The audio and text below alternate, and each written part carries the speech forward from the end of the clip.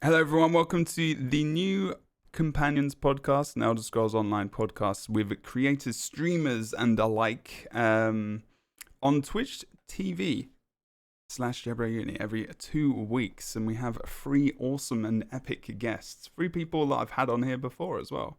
And you will be able to see them very shortly if you are watching the video. And if you are listening, you can also go and watch the VOD online, or you don't even have to see our faces. This is also fine. Thankfully. We have T the Khajiit. How are you doing today? Are you good? I am doing good. Thank you for having me. Awesome. What do you do? Like, I mean, you've been on the podcast before, but what do you do with Elder Scrolls Online? Do you stream? Do you YouTube? What else do you do? I just mostly stream. I also spend a lot of my life on Twitter On posting Twitter. about Elder Scrolls stuff. Fine. Last week we ran around Rothgar for like 2 hours trying to find a bear scratching its back on a tree. So that can kind of give you an explanation of my stream. The usual shenanigans then, and the juggling, of course, of the. Of course, yeah, the things. juggling is also very important. I logged in the other day, didn't I? And I was I was where the pledges are, and I was just right in front of T juggling. It was really weird. Small. You just joined right in. That was very weird. Yeah. I just went for it. I was just like, I've actually got this email. Very awesome to have you. Thanks for coming today. StarkeRealm. Hello, sir. How are you doing today? Pretty good. Just pretty good. Just pretty good. It's all right. Yeah. All right. A little sleep deprived, but otherwise pretty good. Yeah, that's right. I was like, yeah, that's probably like everyone, I guess. So, what do you do? I mean, like, obviously, you've been on the podcast before as well, but just to remind people, what do you do with Elder Scrolls Online? Where do you hang out, I guess? Torment people on the forums. Oh, tormenting. Okay. Well, I mean, I'd say I'd have conversations, but it's not really quite true. I would say tormenting conversations, tormenting conversationalist. That works. That works. I kind of like that as a title. Also, I co-host the Tenants with Kyle Dempster Studios. With Kyle Dempster, he's been on here as well, and actually, I think it was both of us together the last time. It was, yeah. And then also beyond that, I co-write howtofightright.com, which is writing advice primarily focused on fight scenes and violence. Awesome. So a little bit of a departure from ESO, but yeah, but still, that's the other thing I do online. Yeah, no, it's cool. We'll have all the links for all the things to check people out. Thanks for coming today, dude. I really, really, really appreciate it as well. And we have finally Xynode as well. He's been on here a lot recently, actually. Xynode. I couldn't get him on for ages, and then all of a sudden it's like, yeah, I'll come on now.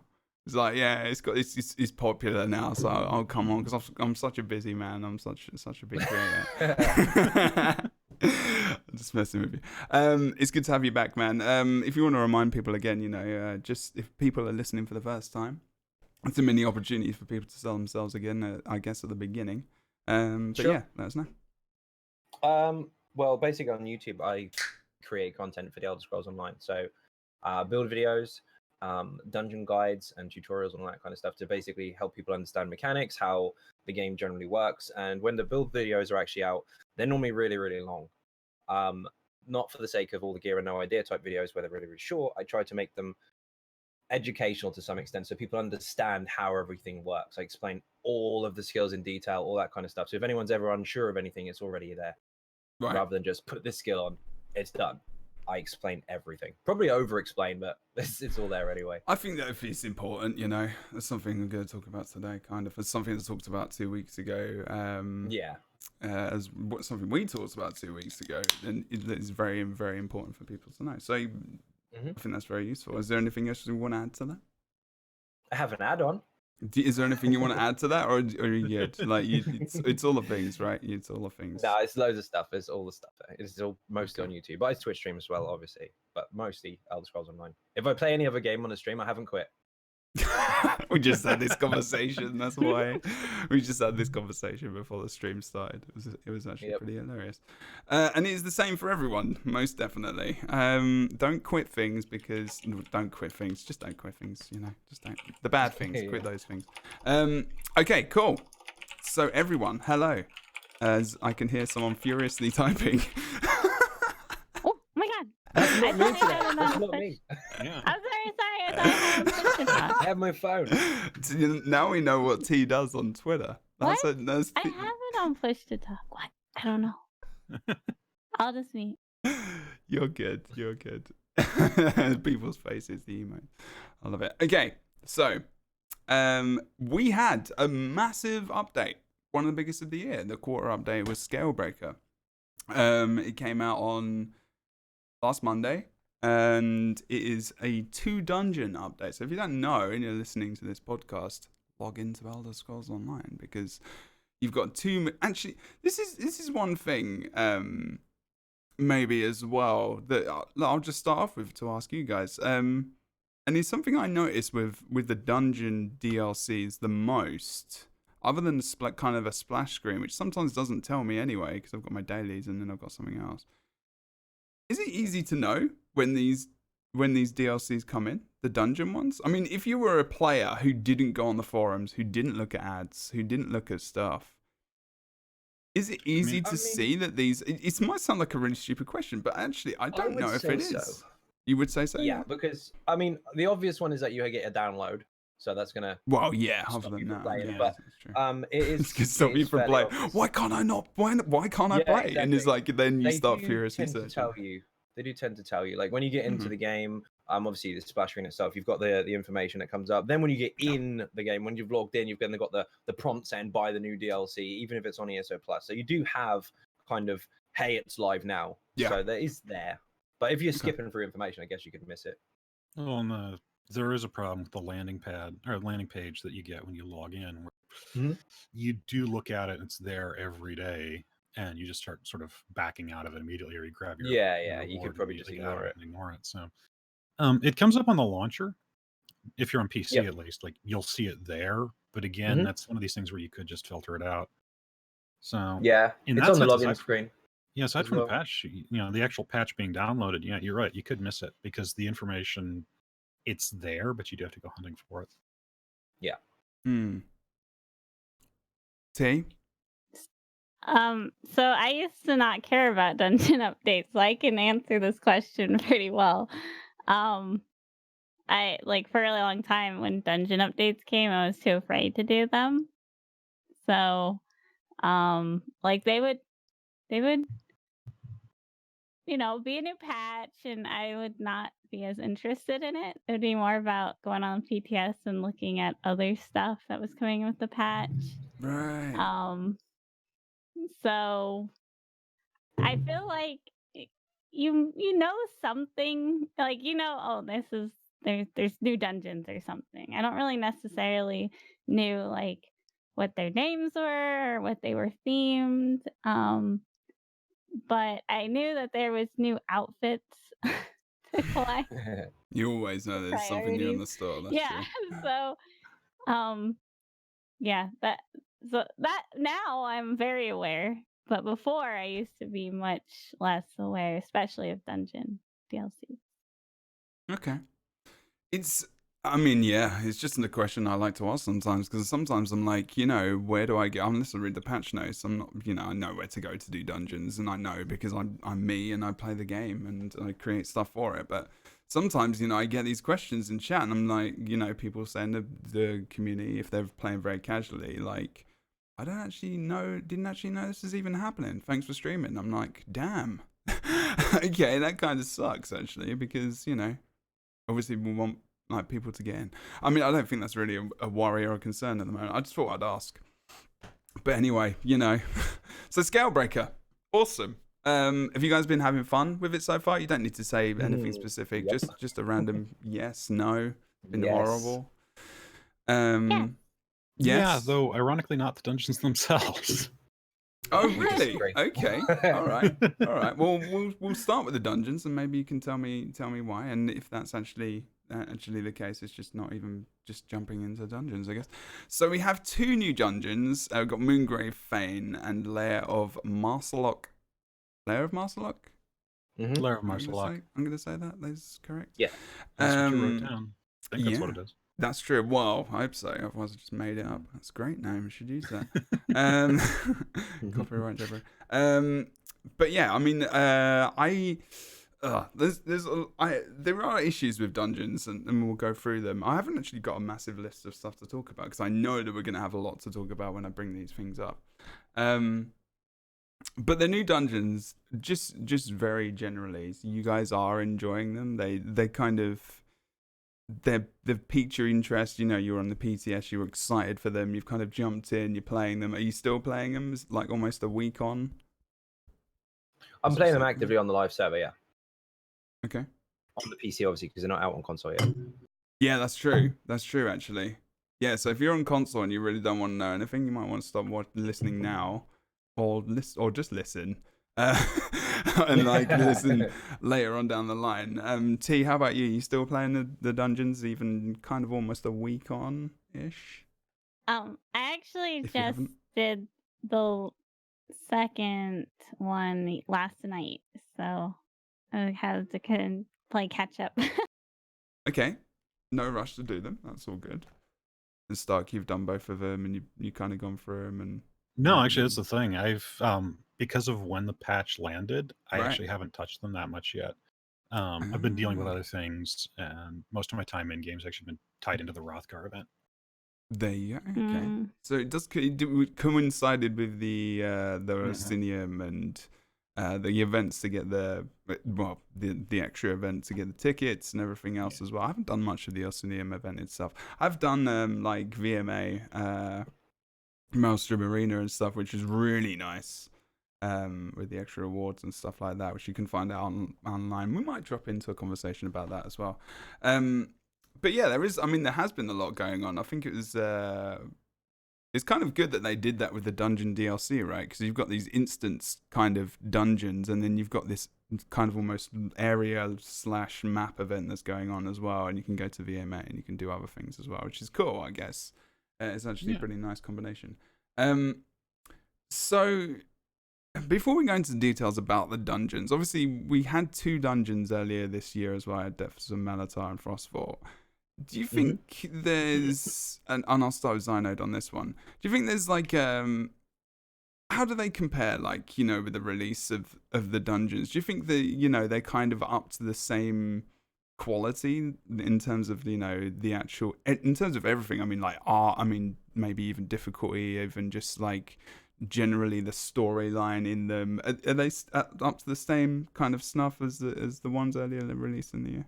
I would say so. I mean, to be fair, it's down to personal taste as to whether you like them or not, course, visually and gameplay wise. But I think Moongrave Fane was pretty much up to standard with the most recent ones, difficulty wise, and I think Lair of Marsalok as well. But the two comparatively, I think one is like Moongrave is very, very cool. It's a good dungeon. That's just the basic way that I can describe that in terms of other ones that we've seen. It's okay. It's good. Yeah. Lair of Marsalok, however, is absolutely stunning. It's really, really amazing. So I feel like they put more work into that one than the other. But they've introduced a lot of new mechanics and a lot of old mechanics. So there's stuff to learn, and there's also stuff that you can take from your previous learning experiences with you in the new ones. So I think although you do have to obviously practice the new stuff, you're already into something that you kind of understand already. So that may take the edge off the difficulty because you've seen it before, if that makes any sense whatsoever. Like familiar bosses, familiar mobs, all that kind of stuff. But overall, difficulty-wise, I don't think it's any harder than Depths of Malatar and Frostvault. I don't think it's anywhere near as hard as the hard mode for Fang Lair. I think they've done really well with it. They went really high on some of the difficulties and then gradually brought it back down a little bit. So it's still rough, especially if you're not experienced, but it's on a safer plane now. It's a lot better than it was before, I think, for some dungeons. I'm actually really pleased with them so far. So yeah, one of them is very, very cool, and the other one is absolutely amazing, especially with the dragon. I just overdue, but I'm happy we've got one. It's really, really good. It's true. T, when you were doing which one did you do yesterday? the day before? I think I did Feign yesterday, and Okay. we did that one second because I didn't have a whole lot of time on Friday to do one, and so we did like the quote unquote easier one Okay. first. Marslock. And Marslock? yeah, Marcelot. You did it on Vet. I totally agree. That dungeon's so beautiful. I'm super biased towards dungeons that aren't actually dungeons, that are like Outside. kind of placed out in the world. Mm.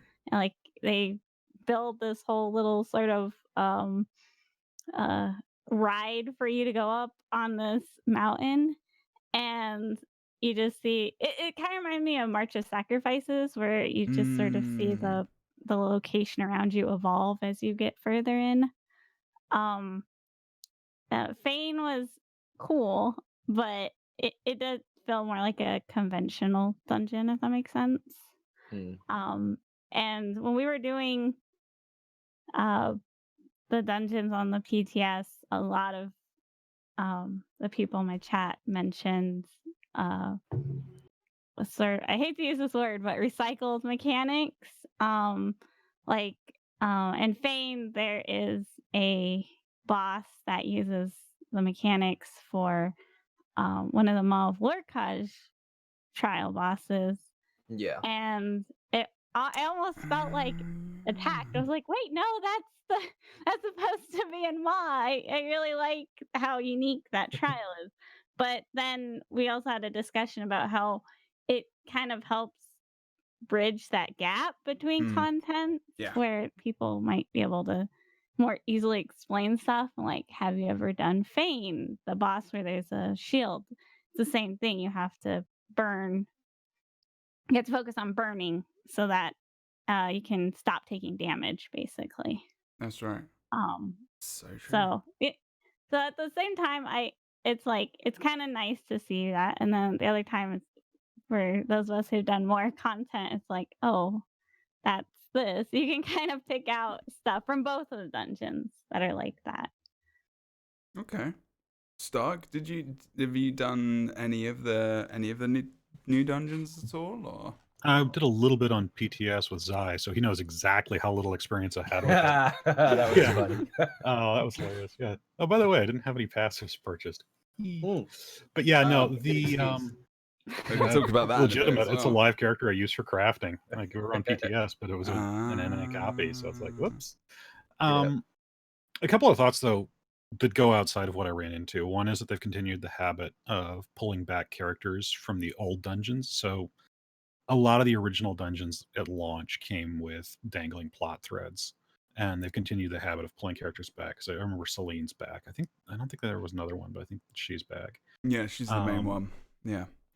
And then the other thing is, talking about swiping stuff out of Maw of Lurkaj, I'm trying to get the number in front of me right now, and I don't have it. But it is worth remembering, very few players actually ever get into trials at all, much less start completing them. So this is, even if this is directly recycled content, it's content that previously very few players would have seen. Whereas even with the dungeon completion rates being as low as they are, a lot of people get in there at least on normal. Yeah, I mean, that's very true, because I actually never did more. Funnily enough, I actually did more on Friday for the first time. And then I was like, oh, right, that. Okay, now I got it. All right, okay. And I think it's not used, like, other than that dungeon, it's not used at all. And I was like, oh, this is actually really cool. Why don't they use, oh, they did. Oh, this is weird. It was just a weird coincidence. More is actually my favorite trial now. Absolutely. Because it's just got so many unique mechanics, and it's difficult. I think it's actually like, I mean, I don't know how difficult it is on Vet, but we were kind of maybe slightly, I had a bottle of wine, but at the same time, it was like, there was some really awesome mechanics in there that I was just like, okay, this is kind of cool that if they're bringing back something from there, maybe they're starting to, try and introduce some other new stuff, and they're going back to their kind of roots of more, I guess, maybe. I don't know. There's a lot of really cool mechanics that come out in the trials that you don't see anywhere else. Yeah. So yeah, I wouldn't feel bad if some of that stuff did start showing up in 4-man content when it was appropriate. It is nice though. I kind of know what he's saying as well, especially if you're playing this as a kind of a vet and you're like, okay, oh, I've seen that before. But I also feel like in that dungeon specifically, and you guys can correct me if I'm wrong, you can actually, there's a cube. I can't remember what the cubes are called, but are they Sigic? Is this Sigic stuff? I don't know what they are, but you can move the cubes, right, if you heavy or light attack. And you can place them over like explosions on the ground or AoE and stuff like that. And that was something brand new, isn't it? That's not something that's kind of around, or is it? You can do it somewhere else.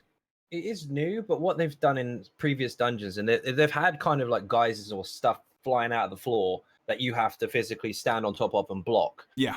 This is a similar kind of idea where you do have to cover them up, but instead of using your physical self, you use a block. So it's something that you can visually recognize as something that you have seen before, but you just have to approach it slightly differently. So it's quite cool how they did that.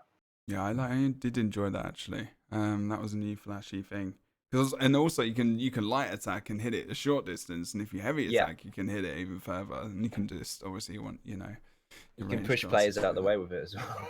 Yeah, well, there's a really nice part on one of the final fights. I'm really paranoid about ruining this for people, but I'm going to say anyway. Pre-warning, spoiler. Where you can move. If you spoiler alert, exactly. Where you can move the block out the way, so one of the bosses take extra damage, right? Or there's a debuff or something. Yeah. I thought that was wicked. You're kind of in the middle of this fight between these two guys, like between the two guys. Between the dragon and this guy, and he's like one person's trying to kill the main evil guy, and then you're trying to kill technically I guess both of them to a degree, but even though the dragon's probably going to die anyway, and you're just like kind of in the middle of this thing, and the story was just fantastic, like of that dungeon specifically as well. But I actually prefer Fane. Funnily enough, to Master Lock. I actually prefer Fane because of it might be because I didn't see the mechanic in more, because of I really do like Master Lock and like the outside, like T says, I agree with that. But some of the mechanics in Fane, I thought when I did the vet, because I didn't do normal, I just jumped straight into vet. Because I was like, I know I'm not going to learn anything from normal, which we're going to talk about. No, in a you minute. just nuke it. Yeah, it's just that we did a little bit in Master Lock, like because it was a bit slower. Funny enough, and it was. I was just like, I just want to be instantly in there and just going out, I guess. But I just preferred it. Some of the mechanics. It was like the boss with the 4 orbs, one in each corner, and he drains the orb, right? And you have to heavy attack before he can fully drain it or whatever. Like it took us a bit of time because I like going in blind and I don't like looking at guides until I really feel like I need to.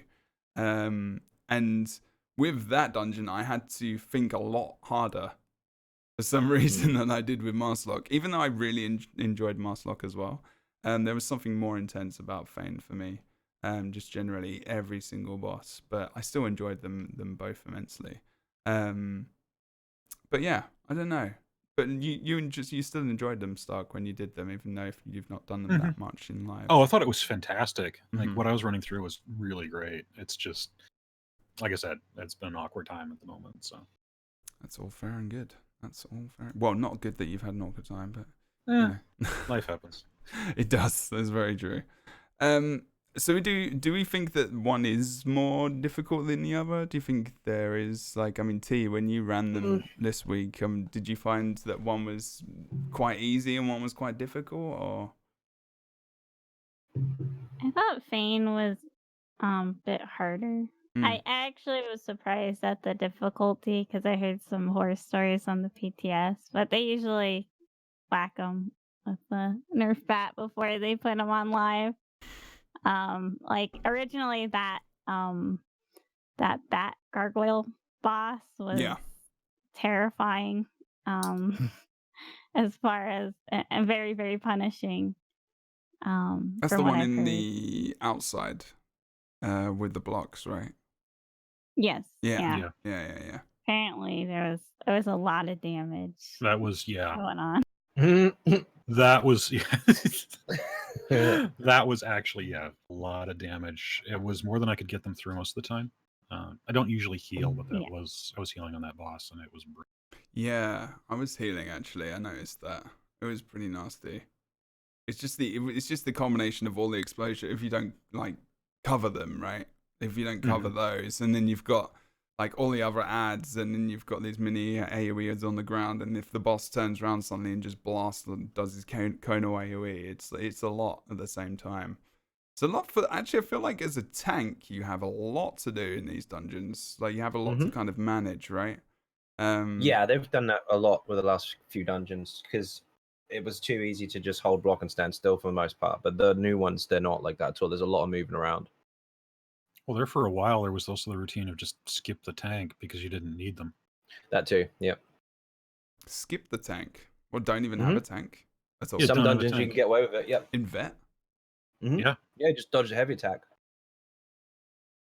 If you kill everything fast enough, then you don't have to worry. if you're running 4 DPS, there's not a lot base game that will last long enough to run mechanics on you. Very true. Not even That White is Gold true. Tower. White Gold Tower Yeah, get no. annihilated. Yeah, some of the early DLCs. It gets into. I'm sitting here thinking. I think the first time they really screwed with that was actually Ruins of Mazatun. Yeah, definitely. Because that's, I think even Cradle of Shadows you can probably squeeze without a tank if You if can. really knows what they're doing. Okay, Yeah. It's So, really, yeah. really risky, but you can. Running without a healer is risky too, but people A little do it. bit. You can just run Vigor, right? I guess you can't do that anymore. Oh, you can. Well, you can. Yeah, you can. I guess you can just run it It's solo. really, really like strong. everyone else. You run Vigor, you run Barrier. Like if you want a Stam healer, you do that on a. Okay. So I mean that's the the top high end. If you're a new player to dungeons, you don't want to not have a tank, right? Oh no, definitely not. No, Okay. no. You should have a tank all the time anyway. I just wanted to clear that up for the night. Maybe if new players No, we're don't go talking ham. difficulty. If you're extremely experienced, there's a couple of dungeons you can get away with it, but I wouldn't recommend anybody does it. Make sure you have a tank, because otherwise you're just gonna get flattened, especially if you're not used to it. Okay, so I end then up should tanking on let them DPS because know the tank always when dies. They've done a dungeon pugging and they get their quote unquote tank, you know. oh god, yeah, Maybe they well, have more experience Yeah. than you give them credit for. the DPS with the taunt, and that's it. No, without a Yeah, taunt. exactly. They don't even have a taunt. Like Yeah, and that one. that's the one thing that does actually kind of piss me off a little bit because you do see that with both healers and tanks where it's clearly a DPS. They queued in pretending to be a support, and when they get there, they Don't play their role. genuinely seem to believe that you don't need the role because somebody told them you didn't need the role. Yep. And it's like, It's difficult, though, isn't it? It's something to chuck in more like Zos's and like detects whether or not they've got some kind of whether or not it's a champion point or like a specific abilities or a combination of abilities or something like that. I mean, in all honesty, I don't want them to do more stuff to make sure that's going to be something they can detect because I had really big issues getting an LFG on the Tuesday, actually. Not even on launch day. Couldn't get a Q pop. Couldn't get it. I relogged. It was for a good 2 hours as well, actually. This is NAPC. And it was a little bit frustrating. So as a solo player, because I like what I do is I go for maximum punishment, everyone. I pug vet. I did exactly the same with Frostfall. I took one guy and I think there was Cyclone. And I just, LFG it. And run the gauntlet, I mean, we were in 6 hours in Frostfall. I had a ton of fun. I'm not sure many people would. But I couldn't do that this time. The LFG just would not work. And I'm not really sure why. Did anyone else have that issue? Or was it just kind of like a me? It's everyone unlucky wanting thing? to do the deeps, isn't it? There are tanks available, but they're probably already in a group. So there aren't many that are looking for a group. Like I said, if they are, they're already in one. So when it comes to the queue, everybody wants to be a DPS. most people that are a healer or a tank don't generally queue up anyway, so you just end up getting stuck. I'm always And also, healing, when you've got yeah. DPS, they queue up as a bloody tank when they're not one, because Yeah, they skip the queue and then they make up the dungeon last longer than it should anyway, because they're not playing the particular role they should be. So on this So- day, it could have just literally just been a lack of tanks because I heal. Yeah, pretty much. Yeah, It could pretty just much. literally be that. Whenever I queue up on a tank, I get in straight away. And people know Yeah. that, which is why you get so many fake tanks, because they think they're doing something positive. In actual fact, they're just diminishing the effectiveness of the group because they're not what they say they are. I mean, ZOS does have stuff in place for enemies to know what role you are. There are some physical interactions from one boss to a character that know who's a tank, who's a healer, and who's a DPS. Yeah, because if you're not force taunting them, certain they run mechanics. away. Yeah, there is that.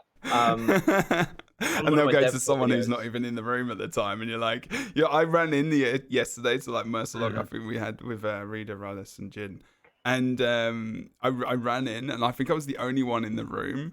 And one of the mobs ran to like Rita, who's like grabbing stuff in another room. She's always like trying to grab all the gear from the chests and stuff, like 2 rooms away. And I'm like, you don't even know she's there. Like come on, there man. they find him. It's like, You get I the will stench find of a When I party did- about you, so off they went. very taken atmosphere, like I will find you kind Yeah. of thing. I don't know, it was really odd. But sorry, continue, Xynode.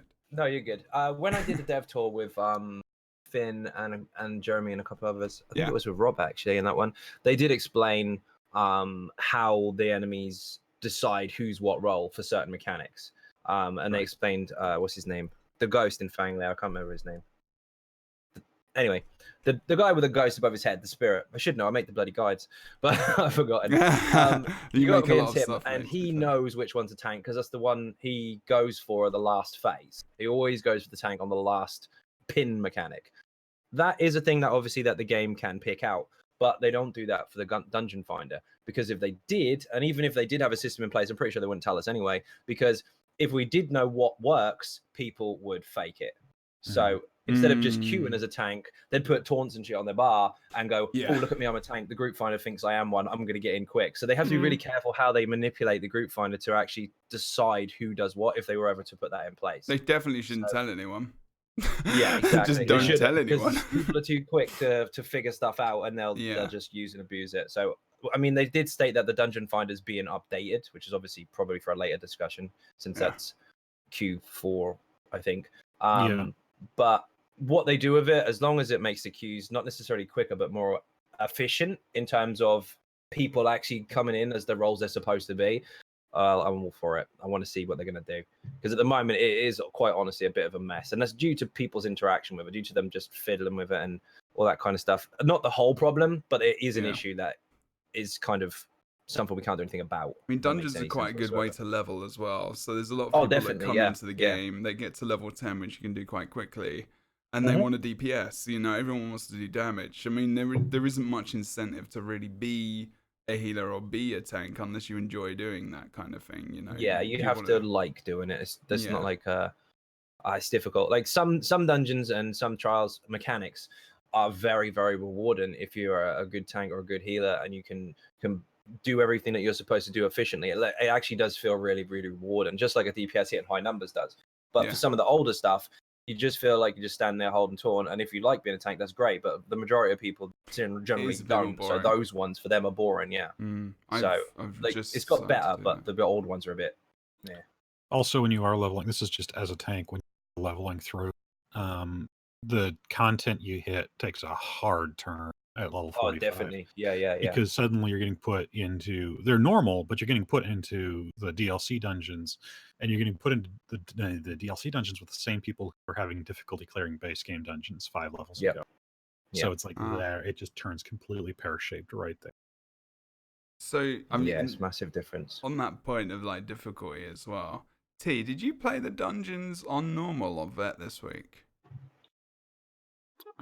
Yes. So, for the PTS, kind of going back, I got stuck in the queue on the PTS the first day. Right. I couldn't find anybody to tank. We tried to look in chat, nobody had it downloaded.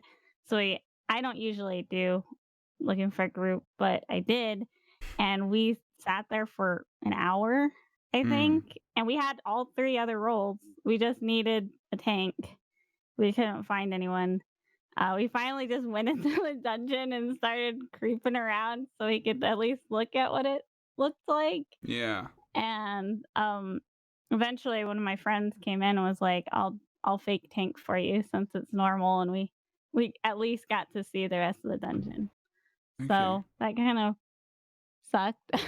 But that was your But normal. yeah, so I That yeah, was I did them normal, right? on normal on the PTS, and then on release day on live. Did you do it on vet or did you do it on normal? Sorry. I did on normal on both release days for PTS and Okay. live, and then Right. I did them on vet Friday and Saturday this. Cool. So you did. Okay, good. I'm just trying to make sure because this question is relevant to that fact. And Stark, did you manage to get to play them on normal and vet as well? I have not tried either of them on normal. On normal, but I've not tried on normal. Okay, Yeah. so vet is just you just go Just straight to vet. Yeah. So my only experience with that was going in there on vet, and Sai being a sadist. Yeah. Oh God. Yeah. Well, I mean, that's what I did. And Xynode, I don't need to ask you, because I'll just assume. But going back to UT, so and they're quite fresh in your head because you did them Friday, Saturday. Do you think so? You doing the dungeons on normal, and we've had this discussion probably with you actually. What was the jump like from normal to vet? Would you say for both dungeons, or were they both different? Was it like normal? I did normal. I can tell what the mechanics are, and I'm ready for vet. I'm ready to go. I'm trained. I'm honed in. I know what I'm gonna do when I go to the vet dungeons. What was that the case here, or was it vastly different?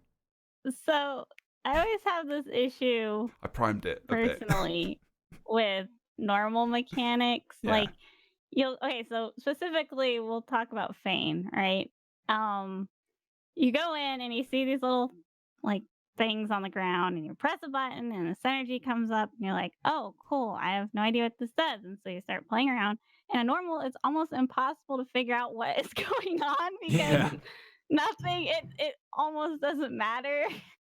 Like, you probably should be using them, but like I said, it's like, oh, did that do anything? Like, I had no idea you weren't supposed to synergize on the second boss, the Dromothera, because on the first boss you have to synergize to stop him from stunning, and then you go into that one, and there's like these guys running and creating the little blood balls. And at first I thought, oh, they're trying to teach you to go to the pads and use it on the boss. So I'd wait for them to come, and I ended up doing what I was supposed to do, but I had no idea that you weren't supposed to just like go around and do it yourself. And the boss does actually yell at you for doing it. He's like, do not use your disgusting blood on me. And you're like, oh, because you do okay, on that sorry. boss, you only do it to like stop him from doing so we're talking about the second boss on Fang, Yeah.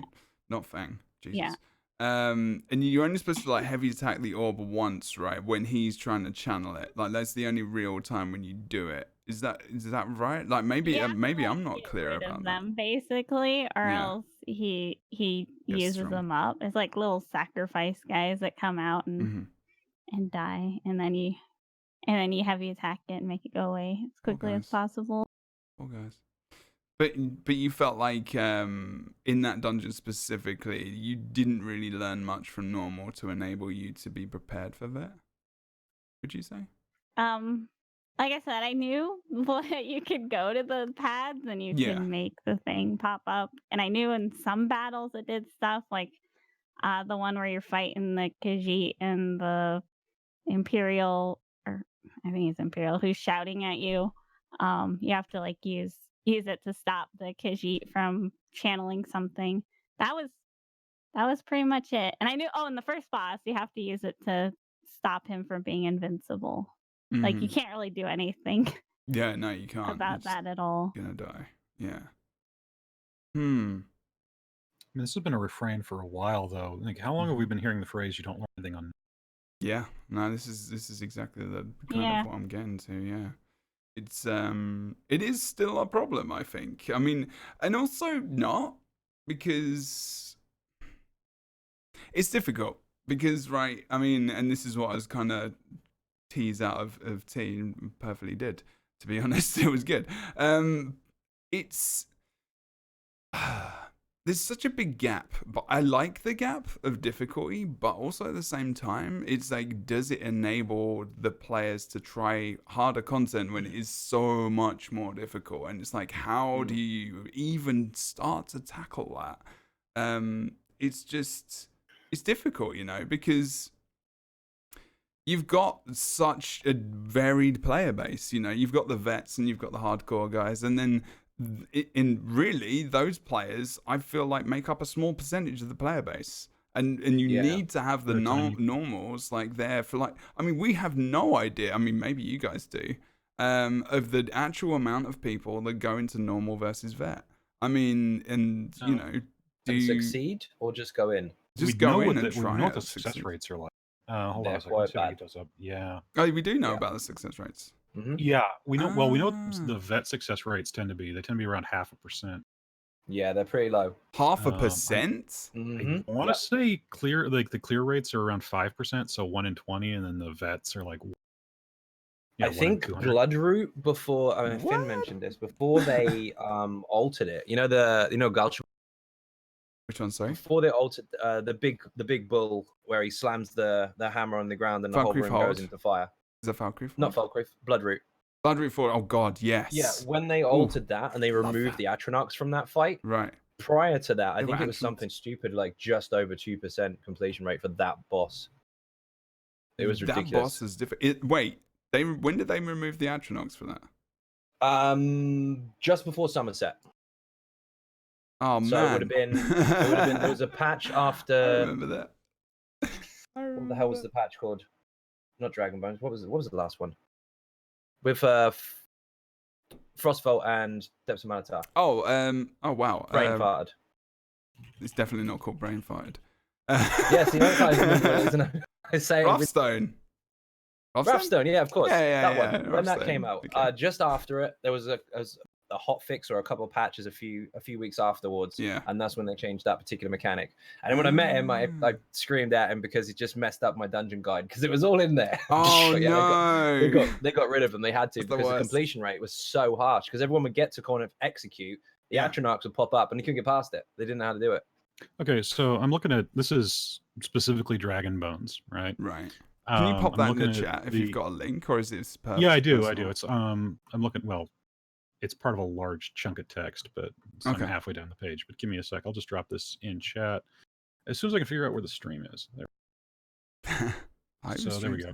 Okay. So I love this site because it's showing completion rates, it's showing PSN completion rates, which means we can't see for the current content right now. Right. And I'm just pulling Dragon Bones sort of at random. Completion rate for Fanglair Vanquisher, so just clear Fanglair, is 2.22%. Cool. And completion for Scale Color Peak Vanquisher is 2.11, right? So about 1 in 50 players. Delver, like Dragon Bones Delver, complete both on Vet, is 0.47%. Crazy. So 47 out of 10,000. Yeah, on console you can see achievements. Not all of them, but say for example, there's an achievement for complete X, Y, and Z achievement, whatever. You can see how many people have got the trophy for it overall. Yeah. And that does give you some kind of estimate. I mean, it's not an accurate. It just depends, obviously, how many people. It does kind of tell you, like, per platform, what people are or aren't taking part in or finishing. Yeah. So, I want to say some of it could be for not trying, but some of it could be just. I want to say before the change that Zai was just talking about a minute ago, I want to say Horns of the Reach Delver was like 0.2%. It's up to 0.48, but it was lower. So like. Yeah, if there's a trophy associated with it, you can put PSN data and actually get the numbers.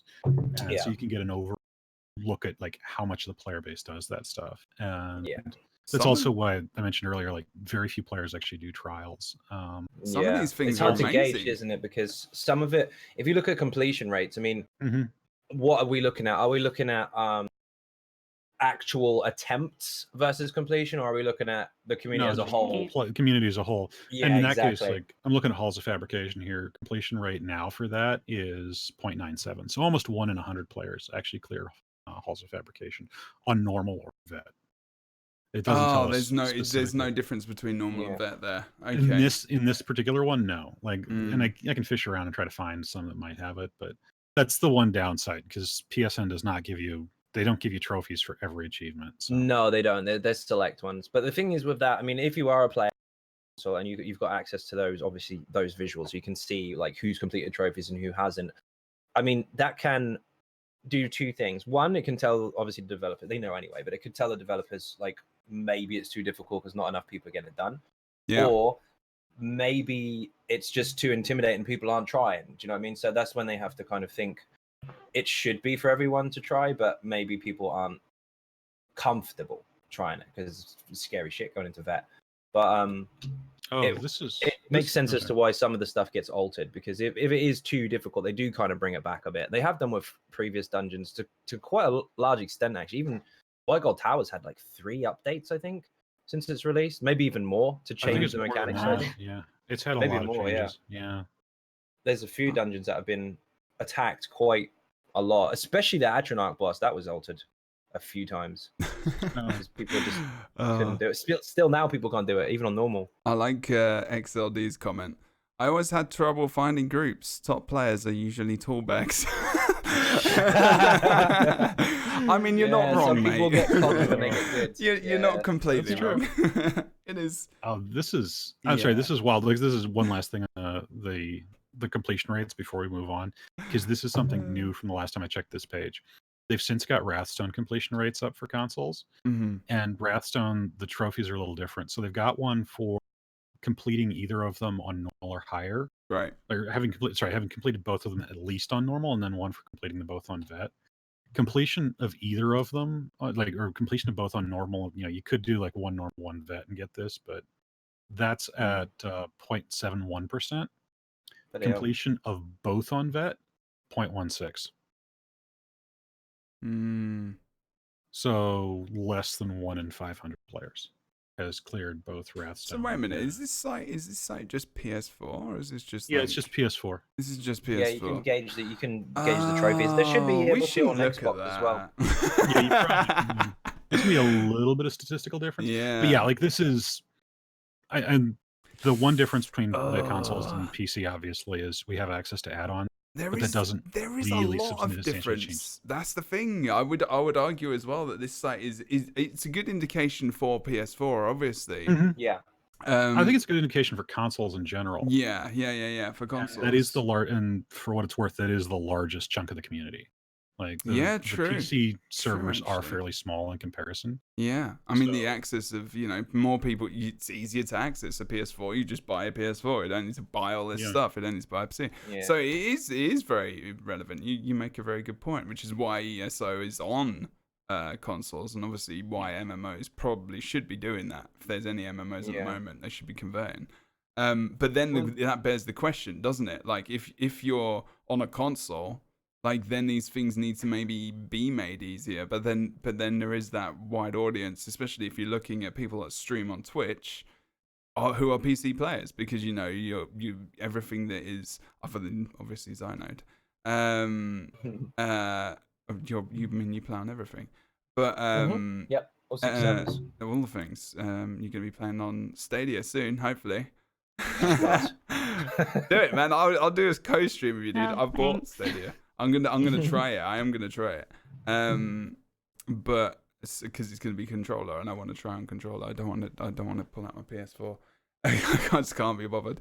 You can plug it into PC actually, because I use a controller on PC. Yeah, I know, but I can't. And in my MMO head, I'm just like, I can't do it. It translates really well, actually. I've played MMOs for the best part of 20 years. And it transfers. Mouse and keyboard throughout. But obviously I'm on 6 different servers, so I might as well just use the same control for everything to keep things simple. Elder Scrolls does actually translate to control pad very, very well. It's really, really good. Okay. Oh, maybe I should do that. I'll do a controller stream. Get into PvP. Well, it's because simpler as well than most. I less don't mean the abilities combat and stuff, itself. I mean the buttons, because Yeah, other games that's you where the have a issue is. massive amount of skills that you Yeah. need to assign millions of different buttons for it. Whereas Mhm. this, you only have 5 skills on one bar plus your ultimate, so you got enough buttons on the control pad to do everything. Just That's a very movement and good point. buttons, and that's it. Whereas other games you may need a lot more buttons. That's true. It's But true. even on Most- PC, you don't even use all the numbers. You just use 1 to 5. That's kind of funny too, because that was a design aesthetic that was really starting to come in around the time ESO, I guess, went into development. Yeah, like pre like Terra and all of those games. Well, as I'm well. thinking Yeah, like to come out. DCUO online, DC Universe Online, the cryptic MMOs Yeah. from like 2009, Star 2008, Trek and something all like that kind of stuff. Like as those well. actually had controller support also, and they were like, "Yeah, we're going to Yeah. release to Xbox." And did that ever happen? No. I Mm. mean, DCUO was obviously got They a just didn't make the PlayStation money, release, I but don't think. Yeah. Yeah, it did. Yeah, that one did. That's right. That's true. It's actually a pretty good game. Actually, in all it was really honesty. good on controller. I couldn't stand on a mouse and keyboard. It was great. Wasn't that Sony anyway? Yeah, that was originally? Sony. That was Yeah, it Sony was Online. yeah. What the hell is it called? Sony Online Entertainment, SOE. Sony Online Entertainment. There was the ones who did EverQuest and Star Wars Mhm. Galaxies and all them. Then they changed over to Daybreak Games. Hmm. Yeah, because Sony wanted to divest. That's right. A couple of people saying as well that they have quite good experiences on controllers as well. I Yeah, guess it's like really I've good. just been like, 2 PC master race for so long. Well, Well, actually the thing funny is, thing- in game as well, the actual UI for console is just the gamepad version of it. So if you go into PC and press gamepad mode, it will change the UI and it's identical to the console. Yeah. I think specifically Exactly it's the the Xbox One version of the UI. Yeah, You it have to is. use It's got you have to use Xbox buttons. That's I cool. forget. I think you have to use an add-on or something. Switch it over to PS4. You can. I don't look at the buttons anyway, so it made a difference to me. Fair. Yeah, Final Fantasy 14 has great setups as well for that. Yep, that's Yeah, true. I mean that's really part of the reason why those two are kind of the forefront, I think, at the moment. I mean, what is it? It's obviously WoW. It's just numbers. I think people are just subbed to WoW for the sake of it now. Yeah. Well, it's a critical mass thing. Like, yeah. part of the thing that keeps MMO. Let me try that again with words. Part of what keeps an MMO going is the community, like the people you interact with. If your Definitely. friends are playing an MMO, you're going to want to play it with them. And it's like there's a really sharp drop if you try to step outside of that and they don't come with you. Like, you lose a lot of people, and they'll just go back to their old game. True. But access as well across like having the access with like console and also PC and just everything, and being able to transfer that. I mean, like just as a quick comment, I think, and I come from Guild Wars 2 for 7 years. I think they've suffered massively with the fact that you can't play on a console. It's not available. It's just PC. Yeah. And I think, part of ESO's success, and obviously, like as you've said, a majority of the player base is on console, apparently. There's a lot. The Then, install base is nuts for consoles. yeah, Just then, like the hardware itself before you even get into the software. Yeah. So there's that already. So it's actually really, really, really good to have that extra audience. Like, people can just pick it up if it's free. It's going to be on the store. People are going to pick that up easily to play. It's free. Not people are like. It's free. They're going to try it. It doesn't matter whether or not it's good. Obviously, we know it's good, but I think that's pretty fantastic. Anyway, kind of veering off. We're having great discussions as per usual, but we're veering off tiny bit. But it kind of all does link in together, I guess. Yeah. Unfortunately, console can't play it. Yeah. Right. Yeah. I mean, how long is it until it's out on console? Like 27th. 27. 27. Yep. Does that kind of suck for a console player? Is there any console players in the chat? Do you feel not bad? really. Not really. I mean, it is a little bit annoying because you can see everybody else has got it and you haven't. But when the patches get released, they do tend to come with some bugs, whether they've been on PTS or not. Right. And generally, just after the release of PC, they do tend to have a hot fix a week or two after the release. And usually on console, we kind of get the fixed version of it. Although they'll still have some bugs, don't get me wrong, but any ones they can iron out really, really quickly, we tend to get it with our patch on console rather than having the PC one and having it broken for a couple of weeks and then fixed later. So we do get the newer state of it. So it's not necessarily a bad thing in that respect.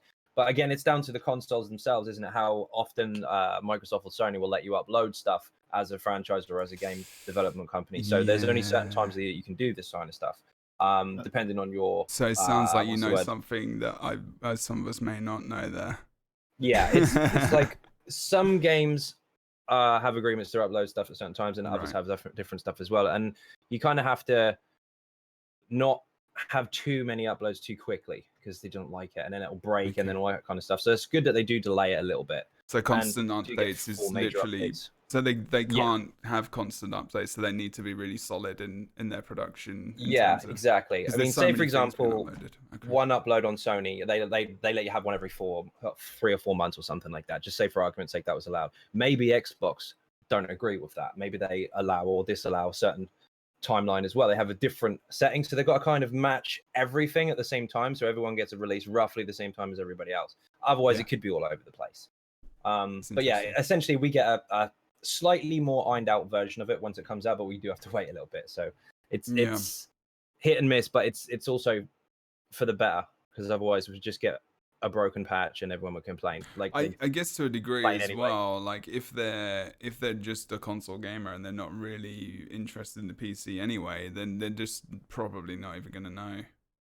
Well, yeah, In there's all that, honesty, yeah. I guess they're probably not really that aware. I mean, I Well, always they've also gone with the thing with the boxed releases, like with Somerset, with Elsewhere, that they sync the box release up. Like they'll have early access, put that in scare quotes, ahead of the release on PC, but the official shelf date's the same. So if you're on console and not interacting at all with PC or with the forums, you wouldn't know. You'd be like, oh yeah, no, it comes out on this date. Yeah, exactly. Yeah, that's true. Okay. Box release. Why is T titled? All right, so T's just put box with in quotations release with an upset emote. Is that an upset or is that almost sad cat? What are you sad about, T? Sad because we didn't get a collector's edition for Elsewhere. I really wanted one. This is something clever though. One of the problems for MMOs, especially something like Guild Wars, is how do you put copies on literally on physical shelves? Yeah. And with ESO, where they're turning around and they're putting out the chapters as retail releases, it lets them keep sneaking out of the market. And you see people, they'll come into streams, they'll be like, "Is this a new game?" And it's like, no, this has been around 5 years. Yeah, but it's just hit shelves again. Yeah. But like, I guess with what T's saying, like with a special like collector's, the collector's box edition with a statue would. I mean, I think I don't know how many people. I mean, maybe we all probably would have got that. We could have had a cool dragon statue. I know, right? They could have. Yeah, I would have been. So... I gotta think that this had something to do with the 76 foul. I know. I was trying not to say really? it. Yeah, oh no, you guys are allowed to say that. I mean, this is a podcast. We're very respectful on here. Well, no, it's but like... so 76. There was the screw up with the bags. It was the edition just was not in the condition it was supposed to be. Yeah, the bag thing.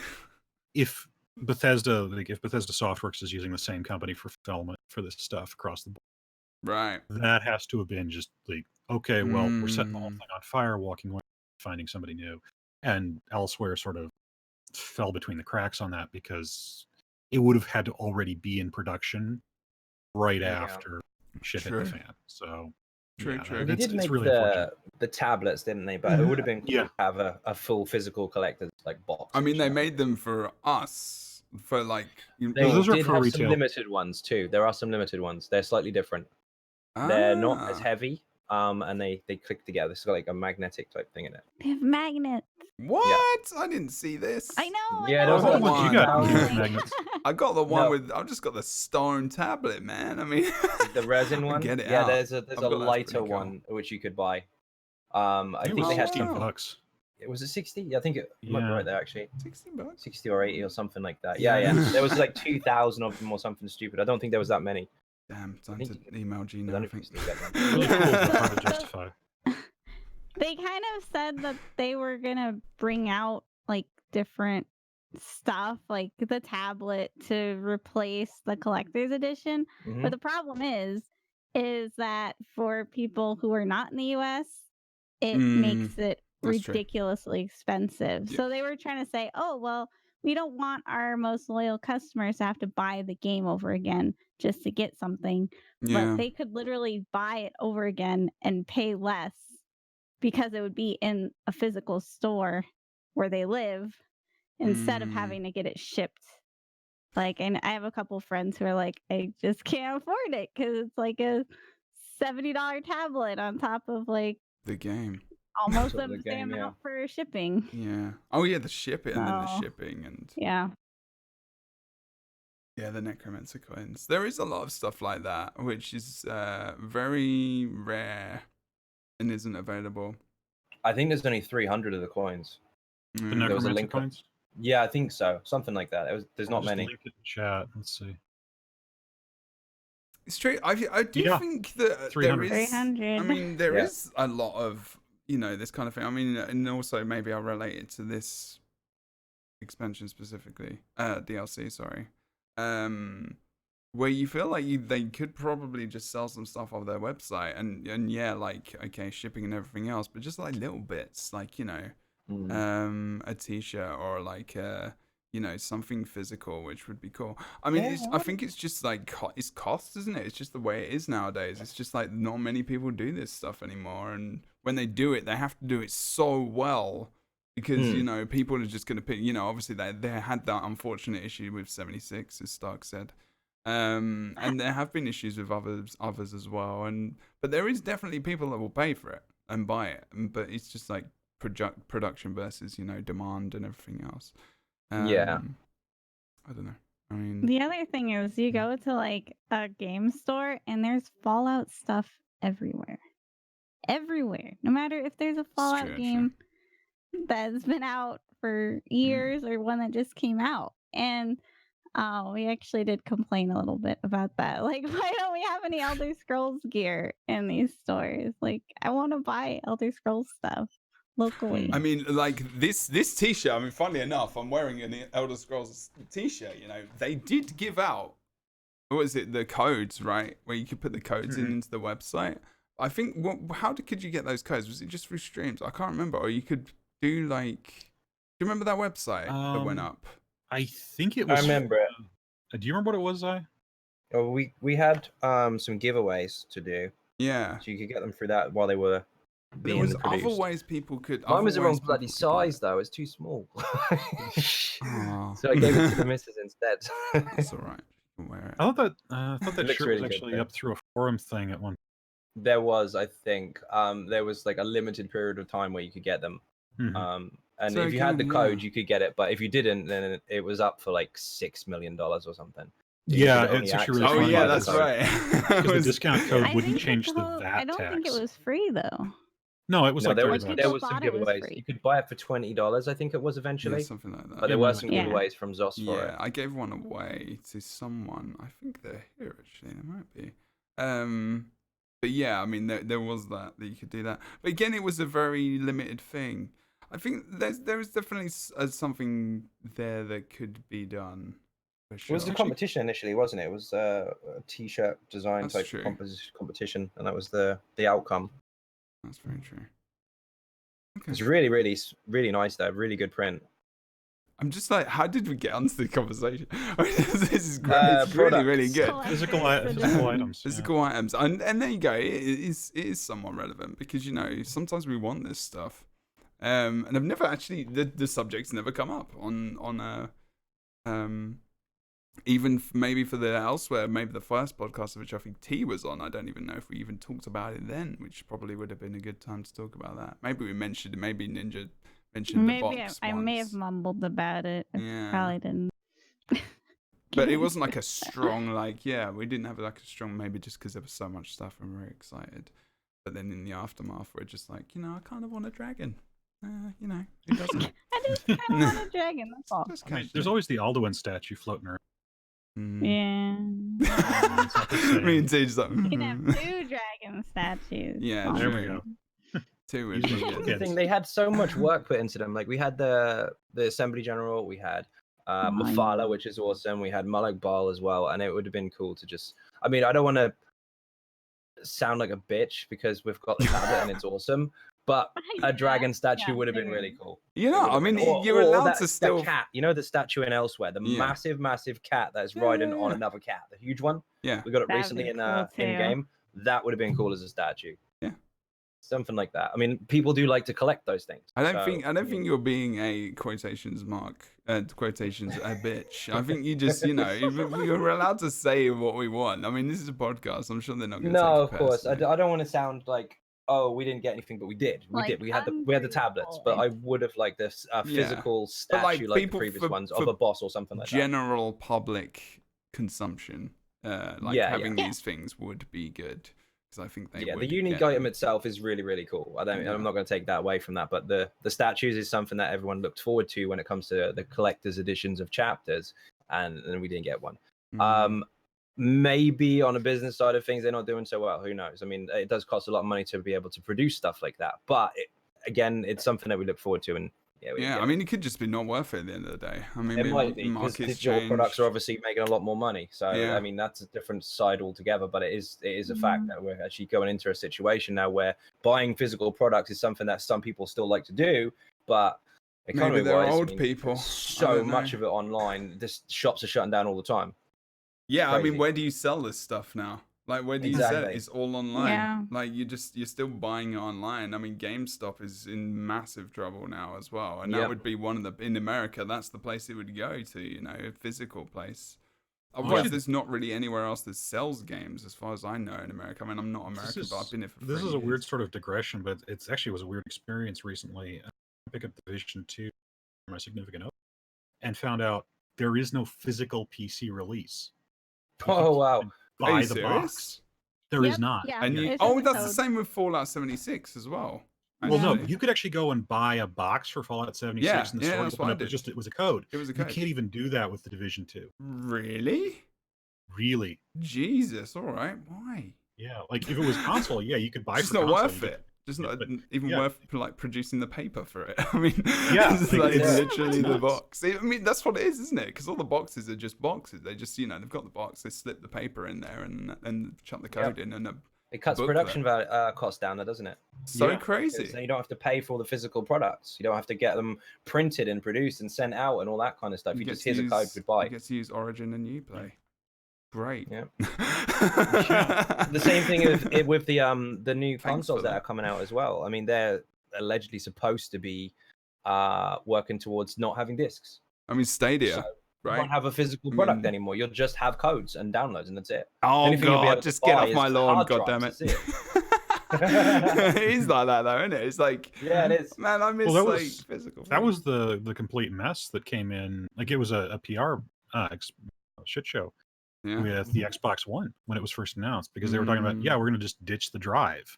Yeah. Because it'll be always online. And that entire, it wasn't Kaplan. I can't remember who it was. The guy who was, it's like the just deal with it tag that became a meme.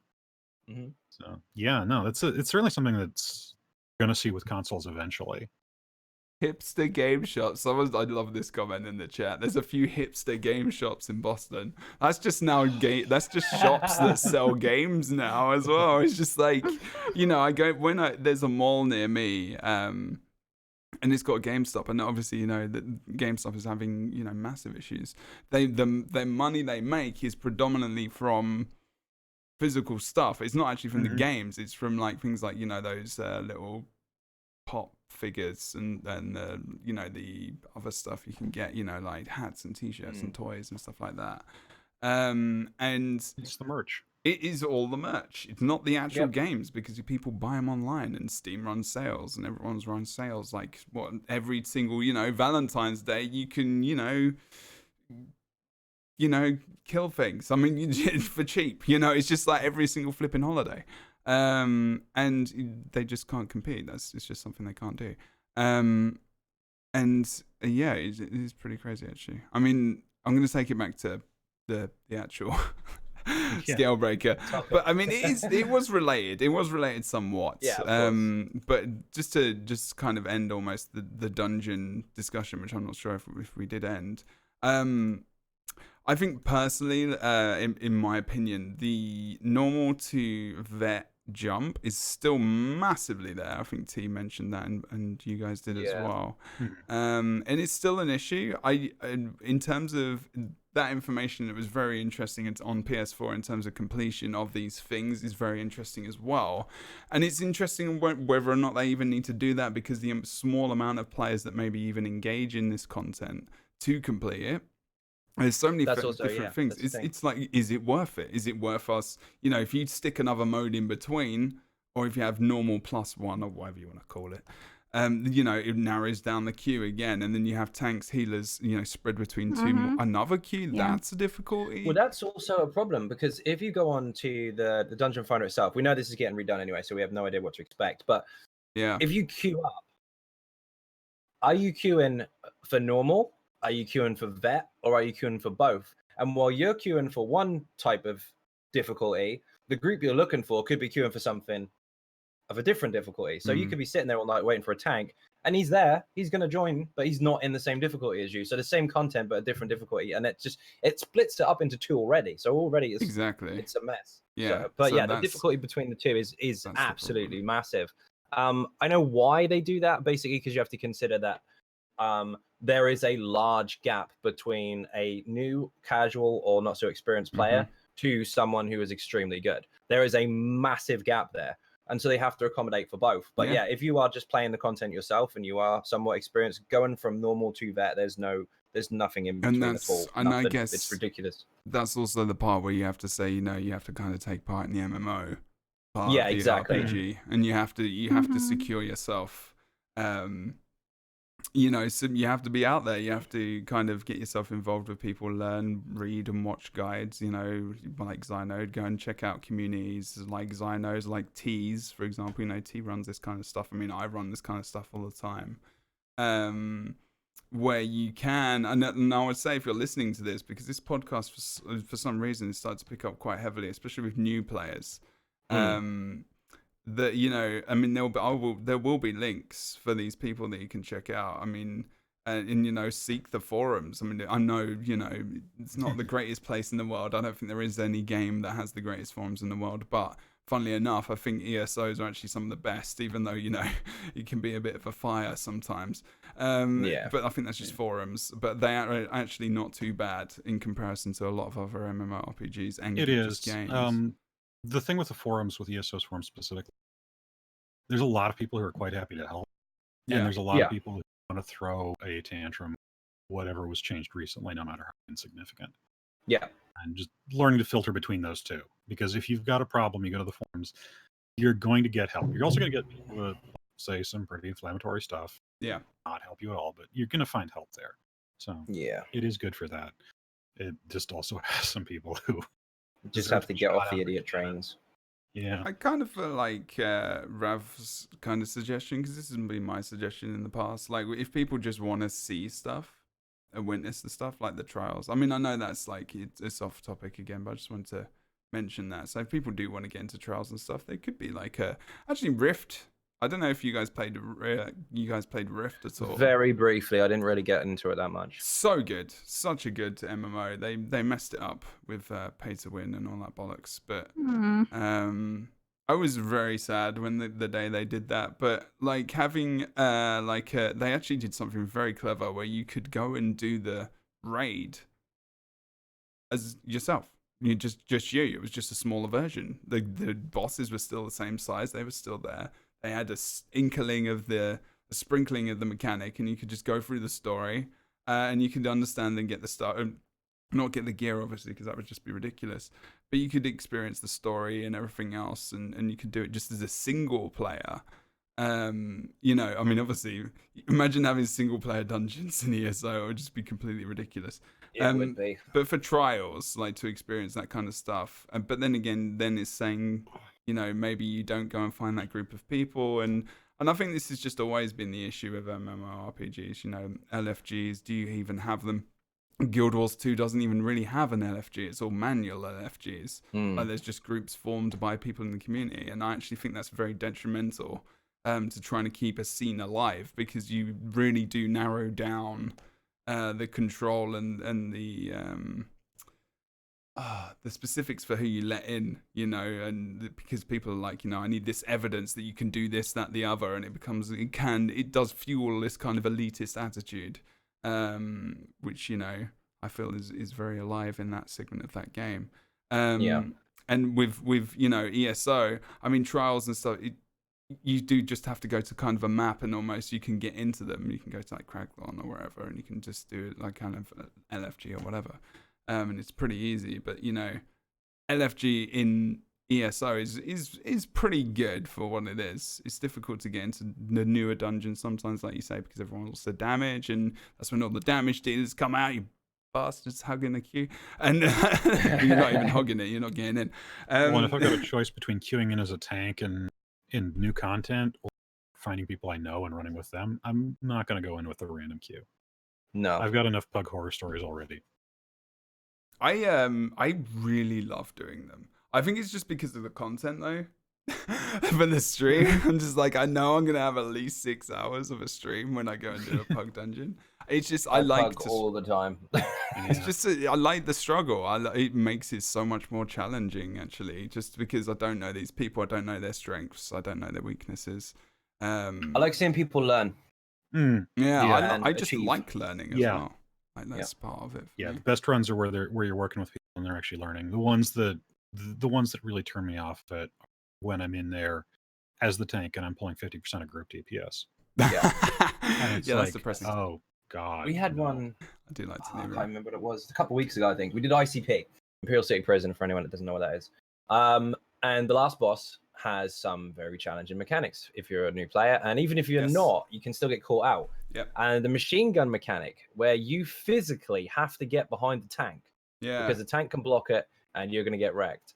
I told someone how to do that, and I think the group mentioned in the chat how to do it to him. He's a new tank. He's never been in there before. He's only about 200 or so CPs, and he went in and one-banged it perfectly. Got the machine gun every single time. Didn't step in poop all the time. He flawless that mechanic and the entire fight as his first ever attempt. And all it took was for him to just listen to what the mechanics were and then that's a very unique individual there. It was mad. I've got it on the live stream, but it was actually mental. Everyone in the stream was just shocked. They couldn't believe that he'd just done it. And then there's people that have been playing for ages and still can't grasp it. Well, seeing people physically not know, then go through the motions and do it, that's rewarding as hell. You told them though, right? Huh? You told them that they didn't realize that they had to do that before. Okay, right. They had no idea. They didn't know what to do.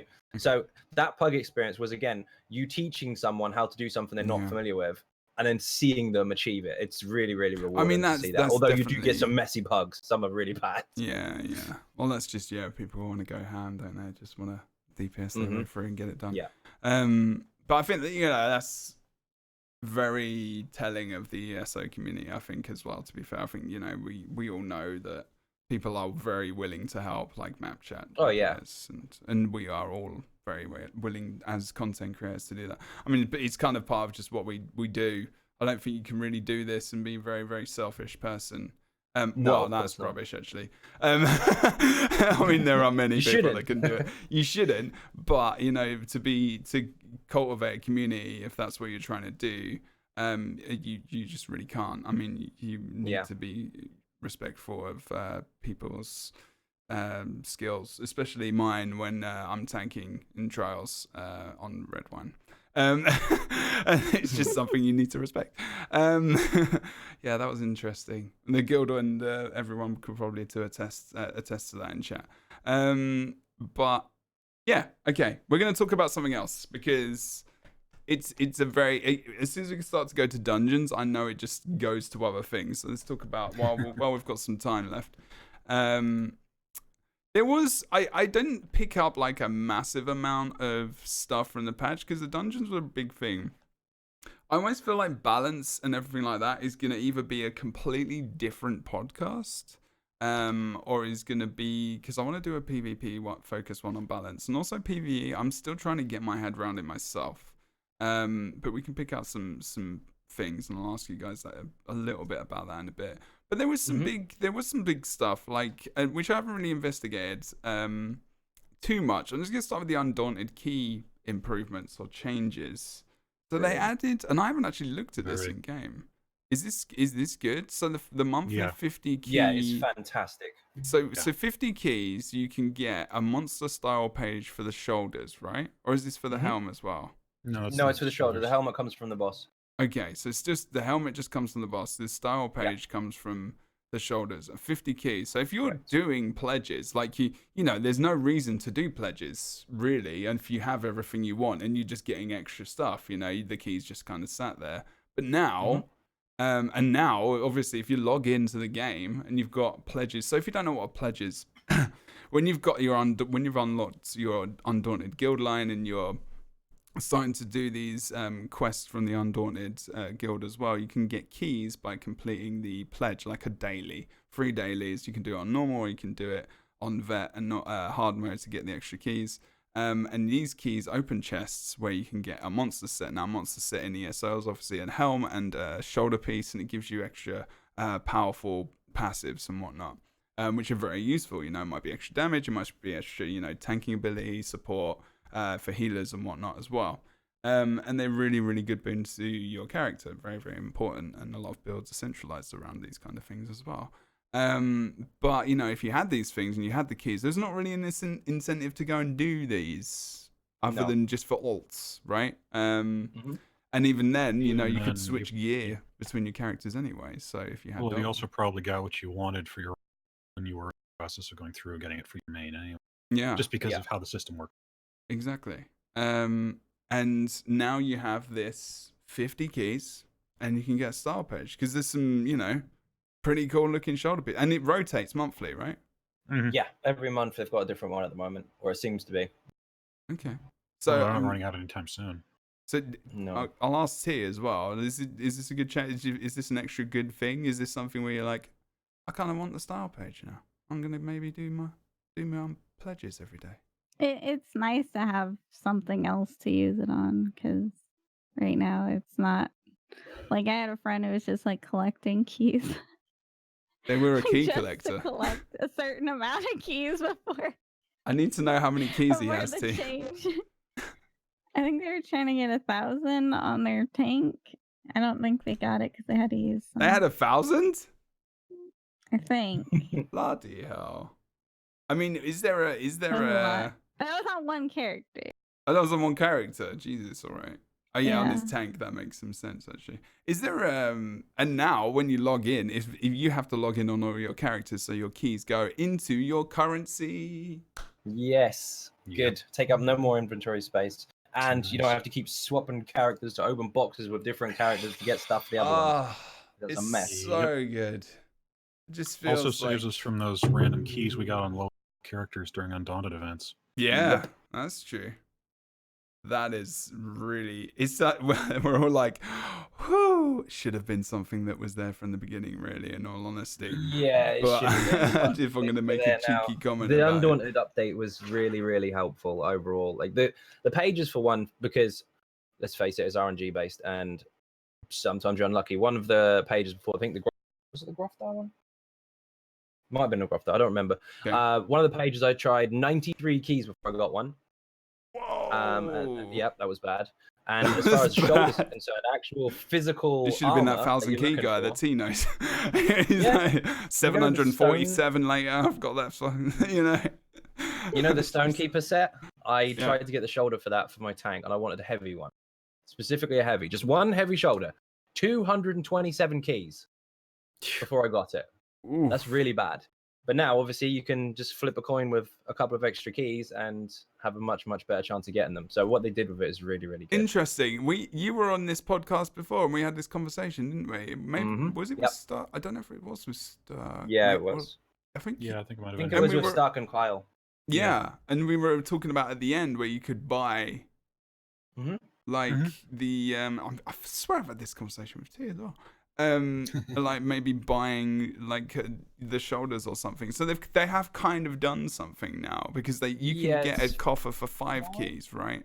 Yeah, it's Yeah. 5 keys and it's a 50-50 from whatever dungeon box you buy it from. It also if has a it's- chance for the shoulder page if it's the Yes. dungeon that shoulder page is associated. So is that just for the page, or is that for gear? Like, You That's get for gear guaranteed. You might get the Yep. style page out of that box. right? Okay, so it just increases your. So if that's I want good. Lord Warden shoulders or something like that, I go to the one that has the Imperial City box. I pay 5 keys, and it's 50-50 whether I get the Keynote or Lord Warden. It's flip of a coin. And it's only a 1 in 6 chance of getting it in the weight you want. Exactly. opposed Whereas to- before it's ridiculous and getting One worse. in, like 4 Yeah, it or was like something.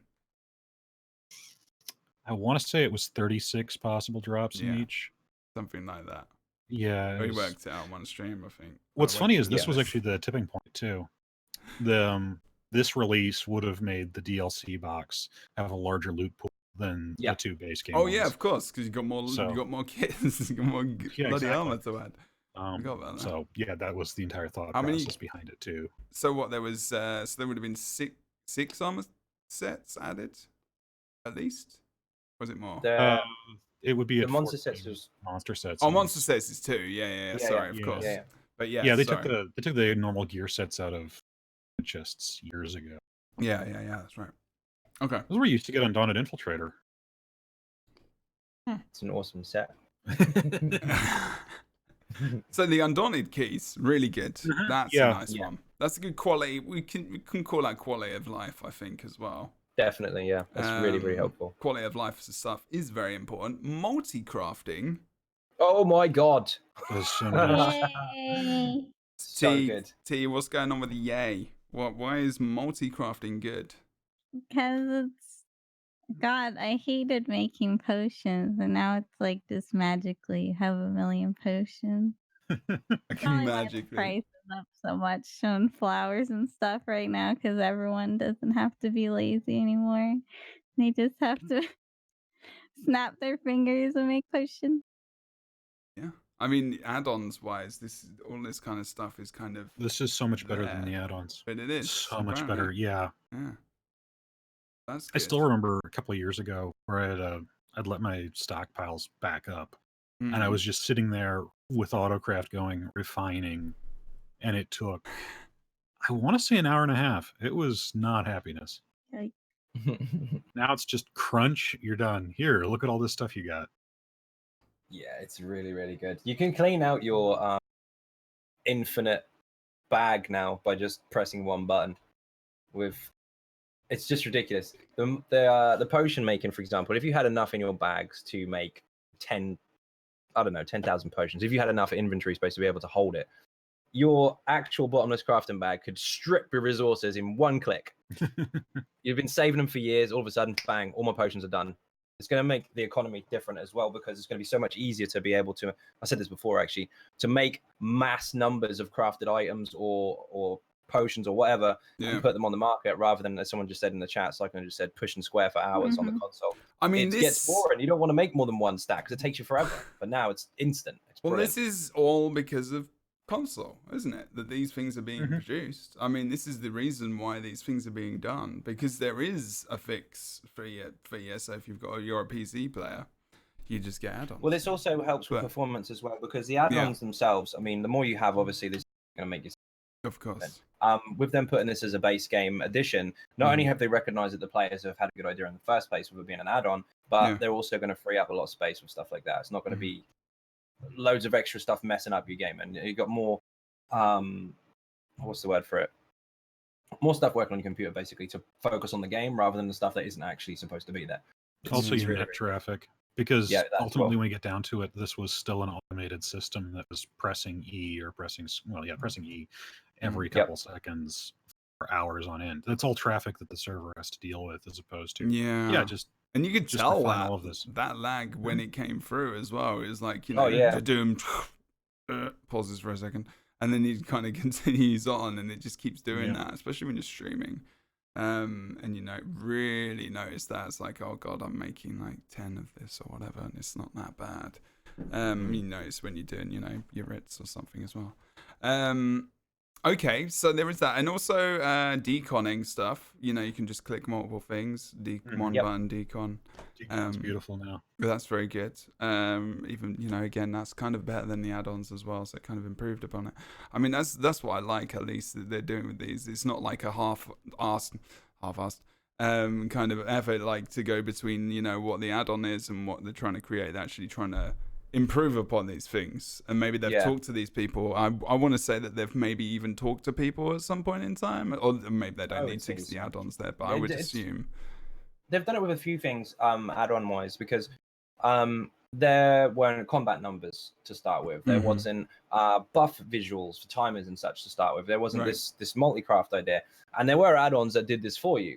And over time, ZOS has implemented across the board for the whole base game stuff like this, so we don't have to mess around with so many add-ons. Yeah. So they have noticed that, you know what, some of these things that are being used are actually pretty cool, and we could just apply it to the base game rather than making things really complicated. Right. Obviously, it's a lot to do their end, but it has come through from several different community-based add-ons into the main game. It's really cool that they allow kind of that sort of stuff to come through. They do listen to people. They do know what as players really want. They do.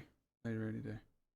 Okay. Anything else from multi-crafting that you guys enjoyed that I've not really mentioned? Or like you guys should check it out if you're listening at home and you're big into crafting. Even if you're not big into crafting, even just deconning stuff to get stuff, you know, to not just sell it and to get useful items is a massive improvement, in all honesty. Because I'm going to go on to quite a big one for me as well, specifically. Was the skill lines for alt characters.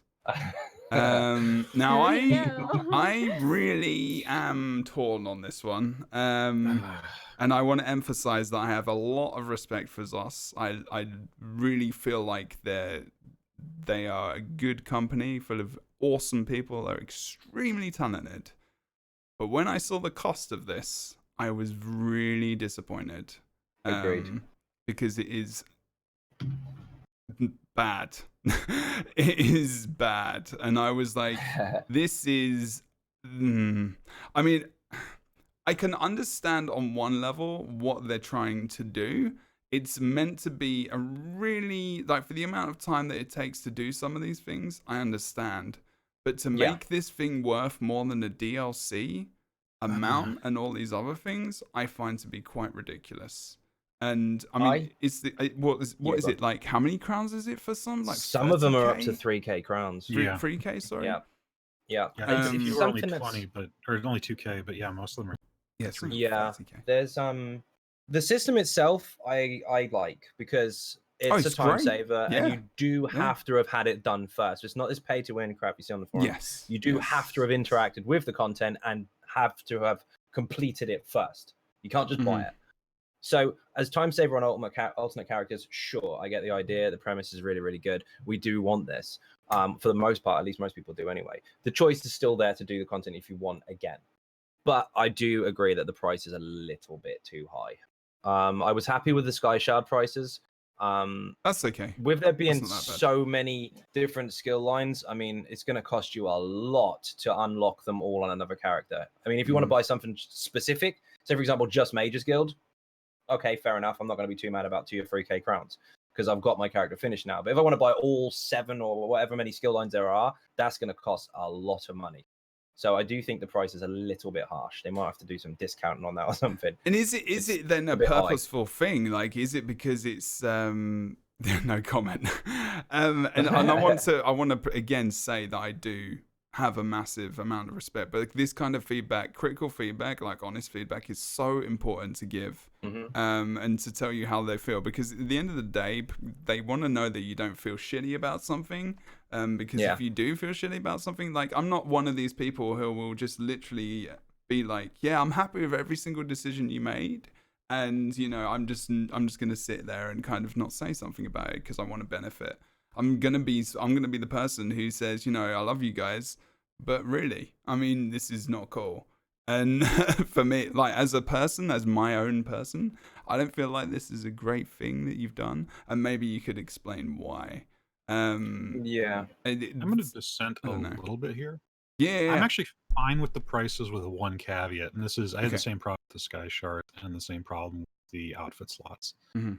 I loathe that these are per character Mhm. because I Yeah. absolutely hate that you can put money onto a single character and then delete it and that is gone forever. Like that to me is Yeah. just why. Mhm. Beyond that, so with the actual price point on them, I'm fine with it sort of. If the intention is okay, you want a way around this and you have more money than time, sure, throw money at it. That's Yeah, yeah, fine. yeah. I Yeah, don't yeah. care. But you're not supposed to simply buy your way around the content. Like, No, you had to no, do it no, the first no, time, no. but you're not supposed to No. buy your way around it the second No. time. You're supposed to do the content the second time.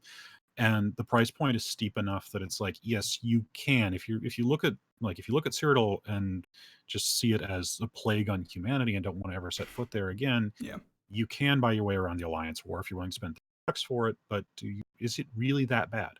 Mm. Is it really that bad? Or are you willing to go back into Cyrodiil and put your time in and then come back out with the skills you want? Or backgrounds, yeah. I mean, it's Yeah. or whatever.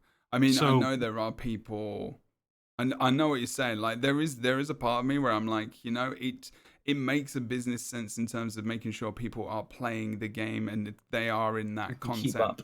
because they Yeah. want to sell it. Like, it's a good thing for them in terms of revenue, but it's not massively important because they must be doing well.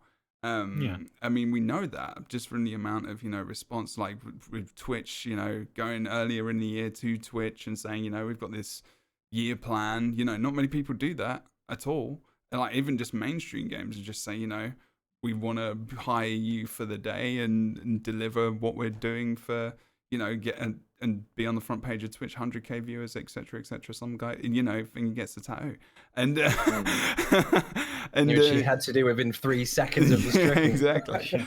And plus, well, no, not poor. It's awesome. I'm kind of jealous, and that kind of thing. It gives you the sign. That they're on the up and up, and reviews are awesome. They get best MMO for 5 years in a row, something like that. Yep. And they're doing really well. So they don't need, obviously, but they still need to have a revenue, and more revenue. Think about these ideas, but also keep the game populated and keep the people in these different areas. Because the thing about ESO is, and the beauty of the game is, and which is very unique to pretty much any MMO, I'm not going to lie, is that people are still doing shit in different areas. And that is what they're good at. So there is a part of me that thinks, Daniel, Jebro, sorry, whatever my name is. And now everyone knows my name. But everyone knew anyway. This is okay in one respect, but you feel a bit shitty that it cost so much that you were excited to be like, okay, I want the sigil line on my tank, and it just took so long to do it. That it's the cost just feels bad, man. And it's the thing which is making me want to now go and do it, but also I kind of don't want to because it was long and it took a long time. And okay, it's stream content and all this kind of stuff, but I would rather do new stuff and stuff that I haven't done because there's so much stuff I haven't done in the game yet. And I want to do it with my tank because I can do that now. But I have to go and do the stuff I've already done, and I don't necessarily want to do that. But I also don't want to spend 3,000 crowns. So am I a tight ass? Am I lazy? I mean, need to throw up between the two, really. Yeah. It's like my situation might be very individual and unique. But I don't know how. There's a lot of stuff on the Crown Store these days. There's so much stuff to try and purchase. And this obviously adds to that, which isn't necessarily a bad thing. You've got choices, but I do agree that the price is a little bit. I like the system. I'm really happy that we've got it. It's brilliant, but it's just I would say bring it down a bit. Bring it down to where the sky shards are. The other thing about this that just drives me nuts is the optics, like just across the board, because like as I said, this isn't really pay to win. Maybe there's an edge case on low level character intro PvP with Sky Shards purchased and with the skill lines purchased. But outside of that weird edge case where you're spending a lot of money for something you can only use for a Well, that's also an issue, isn't it? The PvP side, because people, I say people, I use that term loosely, are just the complaints I've seen. The fear is that people will get ahead of the game, if you like, in PvP. PvP does obviously scale you up if you're lower level, but it only goes to what, 150? 160. It does go to 160 now. Well, either way, it will put you up to where everybody else is to an extent, although your stats are a little bit higher. What is the problem? Is it the fact that people are getting too powerful with the scaling system with those skill lines already unlocked? Or is it that the person that's up against them doesn't think they can beat them now that they've got the same stuff as them? It's not even that. Because that's an issue also. No, I've it's seen not even so many that, though. people It's complain a about perception. Meteor. Have It's you like I seen... said, Sorry, carry on. it's like I said at the beginning, though. It's a perception thing. Like, it's an optics. Yeah, You yeah. look at it, you see it. Because, quite frankly, this doesn't matter for pay to win in low-level PvP. What matters there is you take your character, you take something like a Sork, you take a Necro, you've spent time, you've gotten it to level cap, you know how this thing works inside and out, and even when you're limited to 6 skills total, like, just the first 6 off each skill line, Yeah. you can still turn people inside out with that. Yeah, of course. I mean, Without a especially if you're a problem. Dragon Knight or something like that, because some of yeah. your most effective skills for PvP are actually really, really low level. Mhm. That's some of the first things you unlock. Well, And same thing with the also, Sork. Like, yeah, low-level exactly. Sorks are disgusting in PvP Yep. if you know what you're doing. But then somebody, like, they get completely steamrolled, and they go look at the Crown Store, and it's like, oh, you can buy these skill lines. Wait, I wasn't beaten because they were better than me. I wasn't beaten because they have superior knowledge of the game. I wasn't beaten because they're actually running 2 full 5-piece sets at rarity. I was beaten because they bought their way there, even though it's not true. Yeah, That perception. That's true. People It's awkward. misinterpret it a little Yeah. Do you bit. think You're right. people think that though? The People thing genuinely I've seen think as that? well is like people go, oh, they'll have Mages Guild at level 10 or whatever. That's not fair. I've seen characters at level 20 taking advantage of the scaling system. Obviously, gold out all their crafted gear, got a few skills that they wanted for their build. They've made it perfect at level 20, and they have got Mages Guild max already when they're level 20. So it doesn't make a difference. Exactly. You just have to know what you're when doing. it comes to so when it comes to buying them off the store, people's argument saying, oh, well, they'll get the skills too early. Too early for who? They can get them already. Yeah. If they focus on it. I mean, if you go out and grind, obviously you're going to out level and then you're going to be a high level with the skills, but you can already do that. I also don't like, okay, so Except for something Dawnbreaker. Yeah.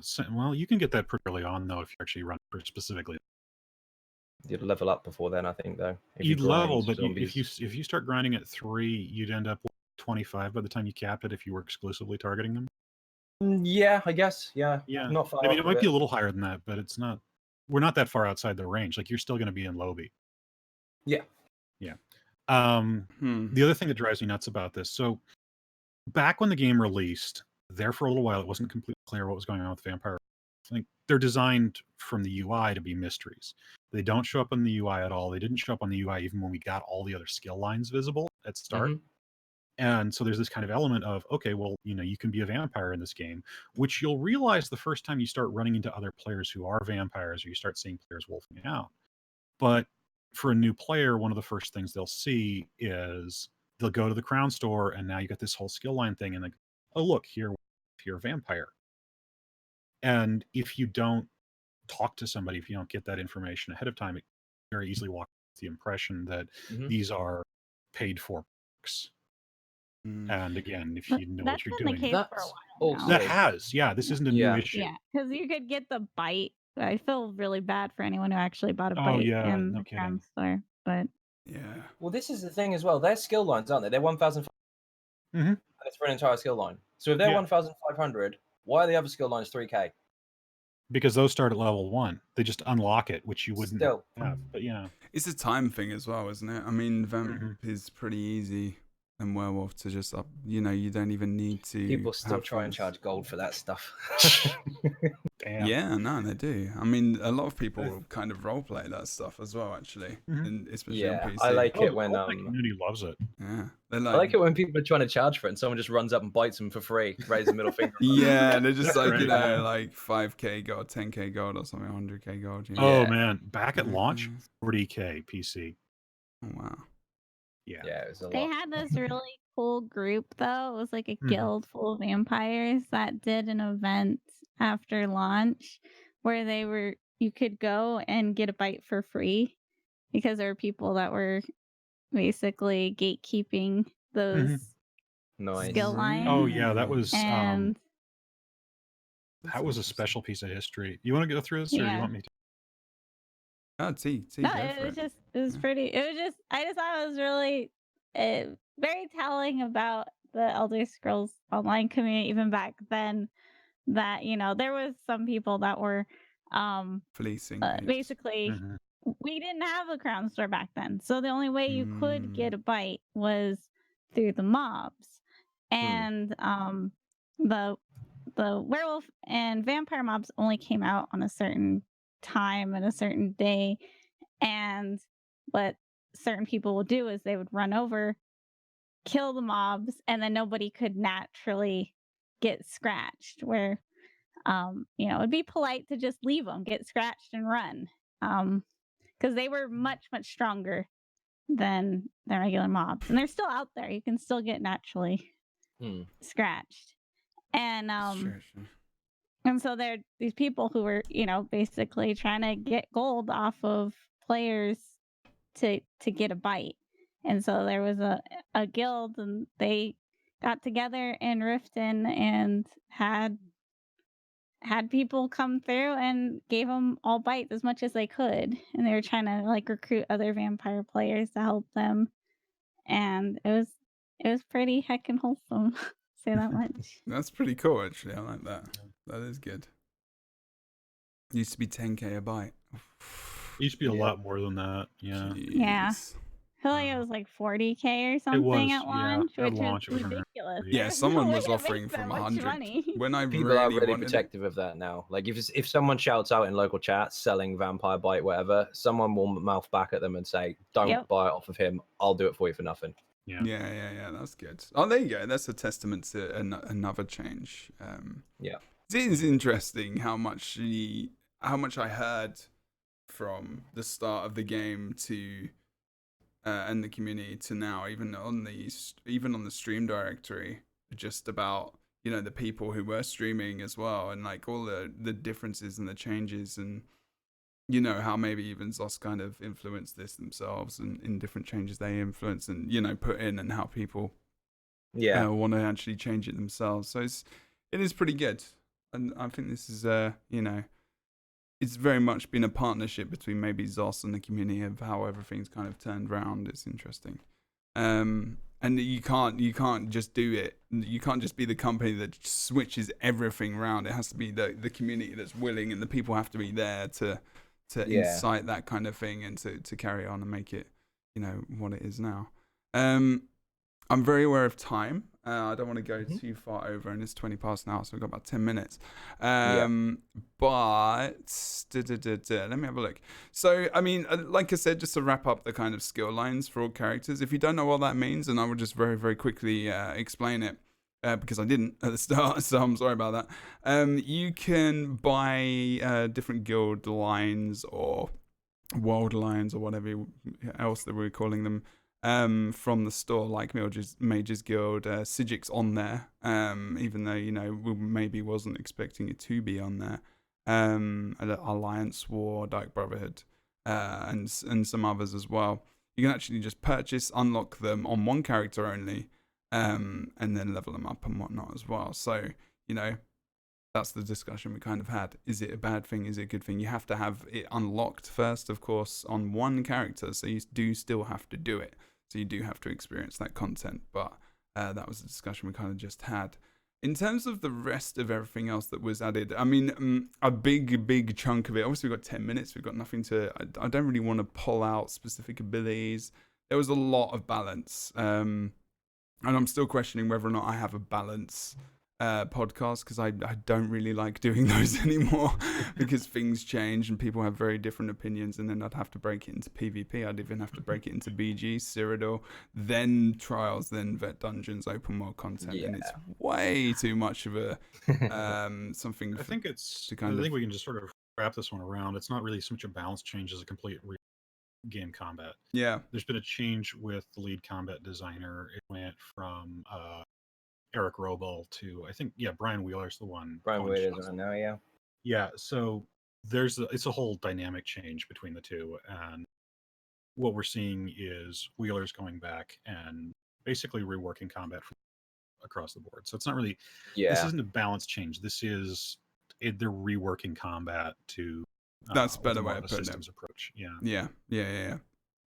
I mean, I guess Because- from that term, it changes balance, but you're talking it is literally a core.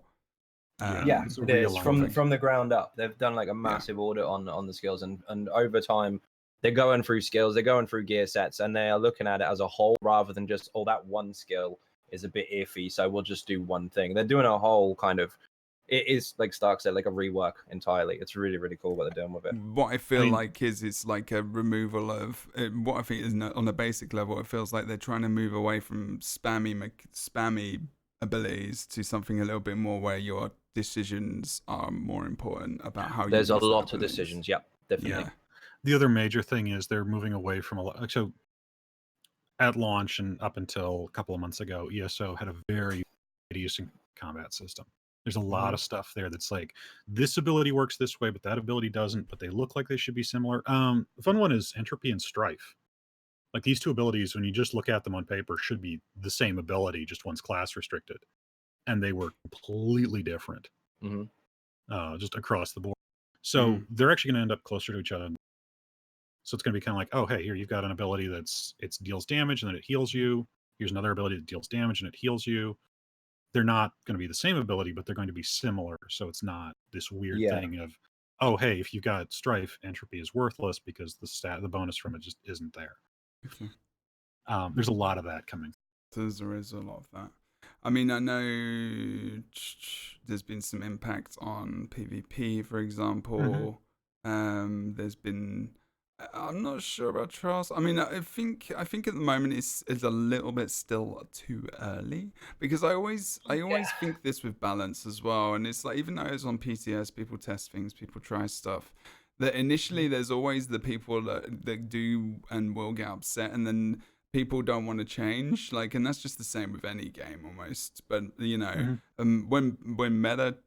I'm going to say when meta changes come in and like balance changes is in PvP and PvE as well. I think it just keeps the game, and when especially with like core, exactly, it keeps it fresh. Like from a course perspective, it just, you know, it reinvents the wheel, and to a degree where people come back and they say, you know, now I want to try this. That, you know, maybe they hear about the combat changes or such a massive balance change or like a meta thing, and then like, you know, it changes the game a bit. You know, maybe I don't need to spam healing springs anymore. No, exactly. Oh, that's so nice. And it's this just is the like, thing about it, though. Sorry, carry on. Go on. No. I mean, that's kind of it, really. I mean, it's just that's, you know, I need to change my playstyle. I need to put that necrotic orb in an area where, you know, I want the tank to get it, obviously, but I also want other people to get it. So I'm going to position myself in a place where that orb is going to go through 3 people maybe now, rather than just the one, or that one person gets it, then I put it in a place where these guys can get it. It's just like, it's just better. Like, I'm thinking more about the placement of that, and albeit I did forget that I can't spam it, and it was kind of like an automatic muscle memory thing, and it takes some time. But then there's that thing in my head, but then I'm working harder. And I want to do that as a player. I don't want to just be able to be like, oh, you know what, I can just spam this and I'm going to be fine. I want to use a combination of things. This is good. The good thing about it is, when they do something like this, a massive change, whether it be skills, sets, whatever, the idea is that we are supposed to adapt to the new changes. That's what's supposed to happen fundamentally. A game that progresses like this will always have changes, and we have to keep up with it if we want to. Yeah. The struggle and the tears that I'm hearing from people are from people trying to still play the same way with something that's completely different. Yeah. That's where the mistake is. Instead of going, oh, this is new, I've got to change something. They're like, this is new, and I can't play how I used to before. Yes, Captain Obvious. That's exactly what's happening. You need to change how you are. It's completely different. You adapt to something as a whole, not just put on a new skill. Yeah. And that's basically what they're trying to make us do. They want us to adapt. And if you do adapt to changes, they are solid. They're really, really fun. There was something interesting that came out of an interview with Finn on the Tenants a couple of weeks ago with release date. One of the people that's actually in the room when they're working on balance changes is Finn. So they've got him there for that. They got Wheeler there, and Wheeler used to be PvP, and now he's doing both jobs. So you got your high end PvE content, you got your PvP content there. So they are actually paying attention to not breaking the game in such a way that you can't clear it. They're keeping that in mind. So they do actually. I need to start getting devs on here. I really do. great. They really do talk like they're almost in the same room. Like even people from different segments of the game talking to each other and seeing how these things impact each other. Yeah. They actually do this. Yeah, they do. Fucking Yep. hell. So I don't like saying the F. I don't like bringing that onto the podcast. But thank God for these people. Not like whatever you believe. Like just thank Molek. I mean, Oh, Jesus. yeah, they don't just put stuff on paper, throw it all in a bin, and then release it. They're all very, very interactive with each other. I mean, that sounds works ridiculous. I together. mean, it sounds stupid for me to just assume otherwise, right? But so many people do that. They don't talk to the teams. Oh, yeah, of course. Like Yeah, so many that's a games lot do of that, dude. studios that behave that way. And it's just Yeah, they like, do. why? Like, did you talk to, when you balance this thing for PvE and you were thinking about just raids and you're thinking about how ridiculous this ability, did you think about, and I'm thinking about Guild Wars 2. I'm sorry, I am. And it's just No, like, it's okay. what the flipping hell was going on when this went on? Like, did you guys like communicate? I mean, you must have, but like, something didn't click. I feel really bad saying that, but it's so true. And because I love those guys as well, but like there is a real. That's when the communication is just so important, and that's really good to hear. Actually, I would love to listen to that podcast. So if you want to put that in chat, Stark, I'm sure many people would. I mean, I know dots are broken in PvP, but there's always going to be a difficulty. It's Thick-skinned. You can't. There you go. Stupid. Not resistance. It's difficult. Like you can't Yeah, can't always get it right. I understand that. It's when there's the ridiculousness of something that's been so blatantly changed that it's just like it just is completely broken here. And okay, maybe I understand about the dots thing. I do. But like, and I know I'm not experienced enough to say, you do this, do that, the other, because I know I watched Giselle last night and it was pretty disgusting. But I feel like maybe hopefully there'll be something down the line or something. There is something people haven't realized yet or aren't trying, or maybe there's a change that they can be. There are well. some options. The thing about DOTs and lack of counterplay in PvP is that's not new. That's been around for a long time. And but The they're difference working is on like the base from the core, right? I feel like that's going to get addressed somewhere. Like it But are feels people like. using a lot of cleanse abilities there? That's the thing to also consider. Because if you go up against Templars or anyone using Earth Core, or there's a few sets that do it as well. Loads of different ways to just rip the dots off of you. So, I mean, in one respect, you could run out of juice by constantly cleansing stuff, but then you are forcing other people to just keep reapplying the bloody thing. So they could run out too. You're constantly battling between each other. Lots of different things that you could mess with for that. But yeah, I do think they need to kind of look into it a little bit more. But they did. Was it Q4 they're looking into? So I know they've got balances coming up, but are they doing Next PvP year, stuff for that one, or is it the one after? Might be. I don't remember. One of them. Yeah. So we don't know what's coming. That's the thing. We have no idea. At the moment, it's looking bad on paper, and if you play the old way that you did before, then yeah, sure, you're gonna get wrecked. But there's two things. One is obviously adaptation to play, like change how you're doing things, or the other is we have no idea what to expect next. They could be doing anything. Yeah, with I know PvP what Cyclone's saying in chat. He's talking about costs, and you're like, if you change your play style to the point where you're so not aggressive, spam it. yeah, and you're spamming something to get rid of something, you're not really fighting. You're just kind of surviving, and I think that's kind of part of it. It's like you can have That's these true, things, but you are the one being hit. Yeah, I mean, well, this is the thing, the joy of PvP is being able to, do damage, Splat and people. you cleanse something, it goes, it doesn't just get reapplied automatically, like really quickly and easily, or just from then you've got to worry about a proc from a monster set. Okay, before we start going into this situation of where we're going down the balance and the conversations of this because it's dangerous, we are going to actually end, but it's the conversation. I think maybe I should have some really roundabout podcast about this at some point in time, because I think it's something people would like to. You can go on about it for hours. Trust me. This is the problem. I used to do So PvP podcasts. I think I used to have about 1,000 people on these for Guild Wars 2 on their main channel, and it was like, I felt that I shouldn't have done it sometimes. I was just like, this is, oh God, this is a dumpster fire waiting to happen. And it would just be like, complaining and all this kind of stuff. And I personally think that, like Stark said, and he put it in a very, very good way, like core up and use on it as well. Like, this is core up thing. This is a work in progress. But as long as Yeah. people are made aware of this, I think they can understand that at times, there might be something which isn't able to get addressed just literally because they're just still kind of getting to it as well. I know that's a very generalizing statement, but we're going to end. So there you go. That's to me. But okay. Is there anything that you guys quickly want to bring up? Like T, was there anything specific from ScaleBreaker that you're really enjoying that I didn't mention? You didn't mention. If we did, it's fine. Trying to think. I guess as far as like the changes, I just want to say I don't know what I'm doing half the time, and I've broken my best score in VMA the past couple days. Oh, nice. Congrats. And I was really afraid. I was like, oh no, I got everything down and now I'm gonna have to like relearn stuff.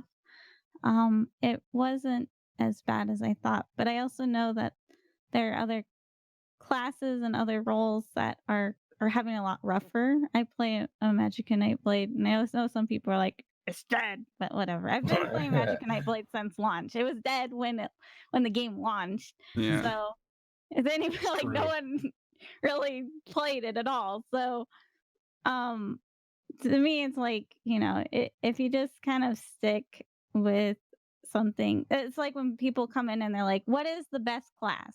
Oh, I hate that that made question. me It's like, don't cry. No such thing. worry about what No. the best class is. Don't worry about what the best race is or whatever. Just play what you like, because then when it's not at the top or it's not the best, you're still going to be able to get through it. And then when it is on the top, you're going to do better than you would if you just keep hopping around to different things.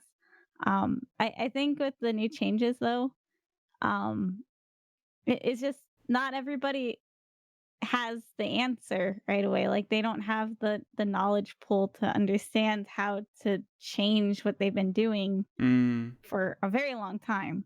And most of the stuff that I changed is actually things I used before the AoE changes. Yeah. So we like I had entropy on my bar back then. It was a nightmare because dual wield was best, and I hated doing dual wield on my Magic and Nightblade. I'm like, I wanted to use a staff. Dang it! And it was just, it's weird that it's like kind of just come back around again. And I have a feeling eventually we're just gonna get AoEs again. We're gonna have the same cycle again. But people are very impatient, and I like people are coming in. Really? Like, what do I need to People do? are Like, impatient. don't- you are Well, you are they flipping on want, the. like they're gonna gold no, out that- new gear Yeah, Like- yeah. Not yet. Not yet. yesterday, and it's like, oh my god, don't do that, please. This is why. Because This you is don't why. know what's going. This is why T is awesome. Because she just plays the thing she wants to bloody play.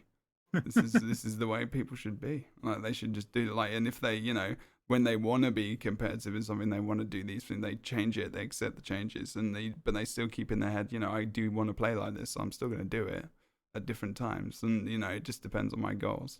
And I think that's the player, that's the player I like, kind of like to be. I don't know, I guess at times, but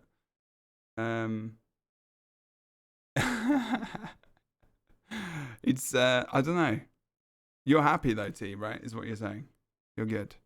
I'm saying, like, for me, it wasn't that bad of a change, but I understand for other people it is. So, like, I've had some people go, "Oh, it's not so bad," but then I've had my friends go, "Everything has changed," and so, like, I don't want to understate people having to relearn things, and like everyone kind of readapts at their own pace, and depending on what they're playing, that might take longer than what it's taken me.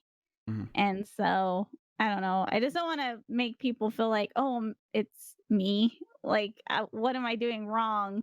Like, if they just don't have the understanding of how to fix their build and how to play it, because you can tell people, oh, use these, and they're not gonna have any idea. I have no idea what I'm doing with the orbs. Like, what is going on? So I like yesterday I had to go around and try and figure out when I should be casting and recasting, and I had to shuffle some things around, and yeah, it's just gonna take time.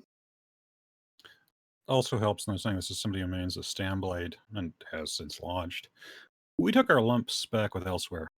Like, the stuff they were going to do to us that hurt already happened. Like, we were head on the It hit sounds like list. an emotional journey that Stark's been on. Jesus. It's been a rough ride. Exactly Yeah, it, though. man. Like, what if next patch, like everything's confusing for me, and then the people who didn't have it so bad or had it really bad this patch are like, oh, well, I'm already used to changes. That's what I mean. It's just Yeah. you don't know when the nerf bat's gonna strike. Oh God, he's like putting fear in man. all of our hearts right now. It's like, well, you're good now, everyone. This was T. This is the undercover T going on right now. This is the lurk emote just popping down from the top of the screen, just saying, "Watch out, the devs are gonna get you. They're taking away your stuff." Anyway, okay. Very quickly, I think, is there anything specific? Very, very short. And thank you, T, for that. Comment, really important one. StarkeRealm and Xynode, is there anything you quickly want to add that was very good from the patch that maybe we haven't talked about at all? Just like very, very quickly. Not off the top of my head. Okay. I think you've gone over most of it. It was majorly important for the balance, I guess. Yeah. Stark. I think the extension of the balance changes beyond just because, again, we've had it with a couple of classes last couple of patches, but this is extended beyond that. This has hit some base systems. This has fixed some stuff. Again, like the comment going on in chat about bleed DOTs. Like, that's, if you were using them before the patch, it actually got nerfed, and Right. that's just nuts. Like, as much as people are going, oh, hey, the DOTs are too crazy, it's like, no, you're aware of the DOTs now.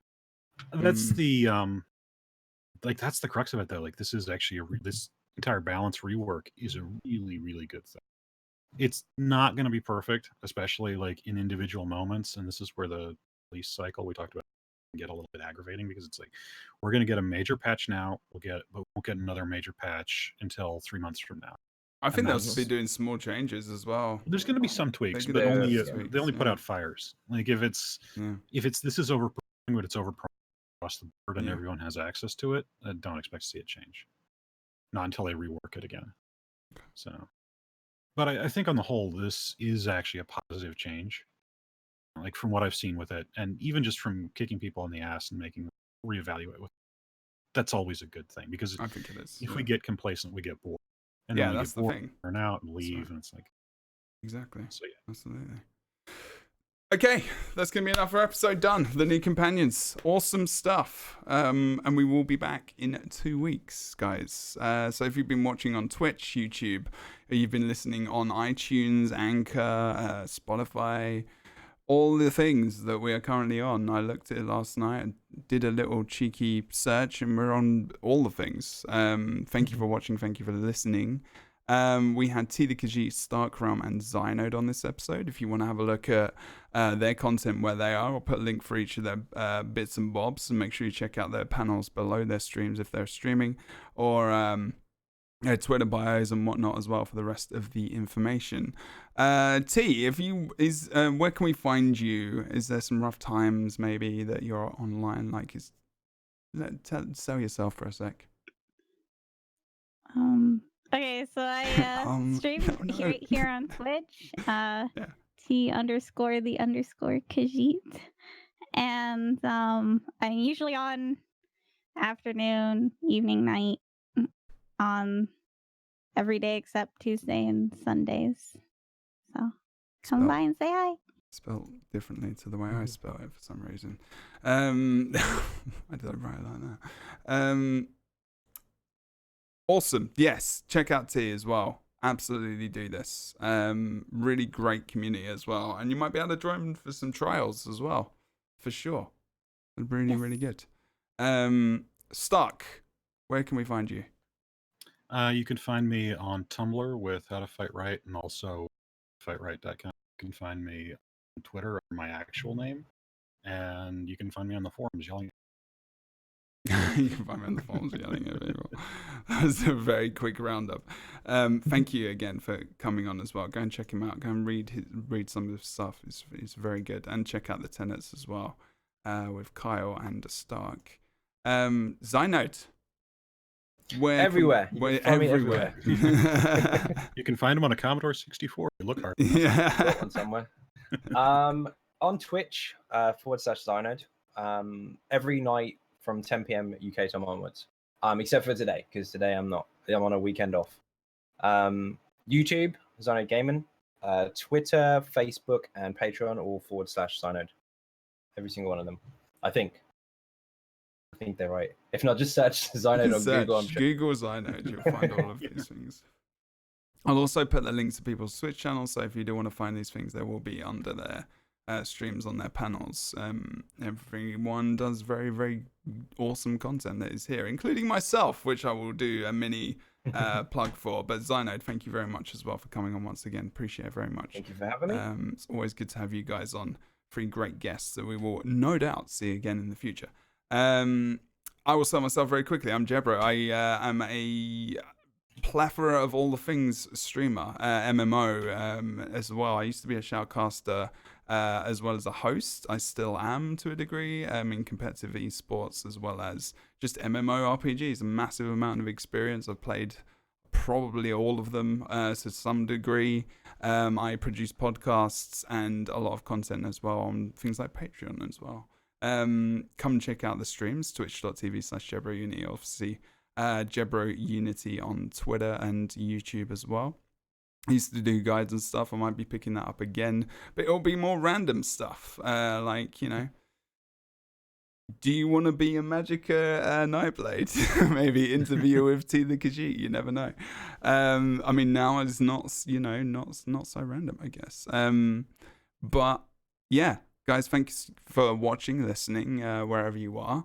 And thank you to our guests once again. And we will do a miniature. I'll do a wave. Okay, a very awkward one, like the Queen. Not that one. But thanks again, guys, and we'll see you next time. So be back in about 2 weeks. See you soon. Bye-bye. Take care.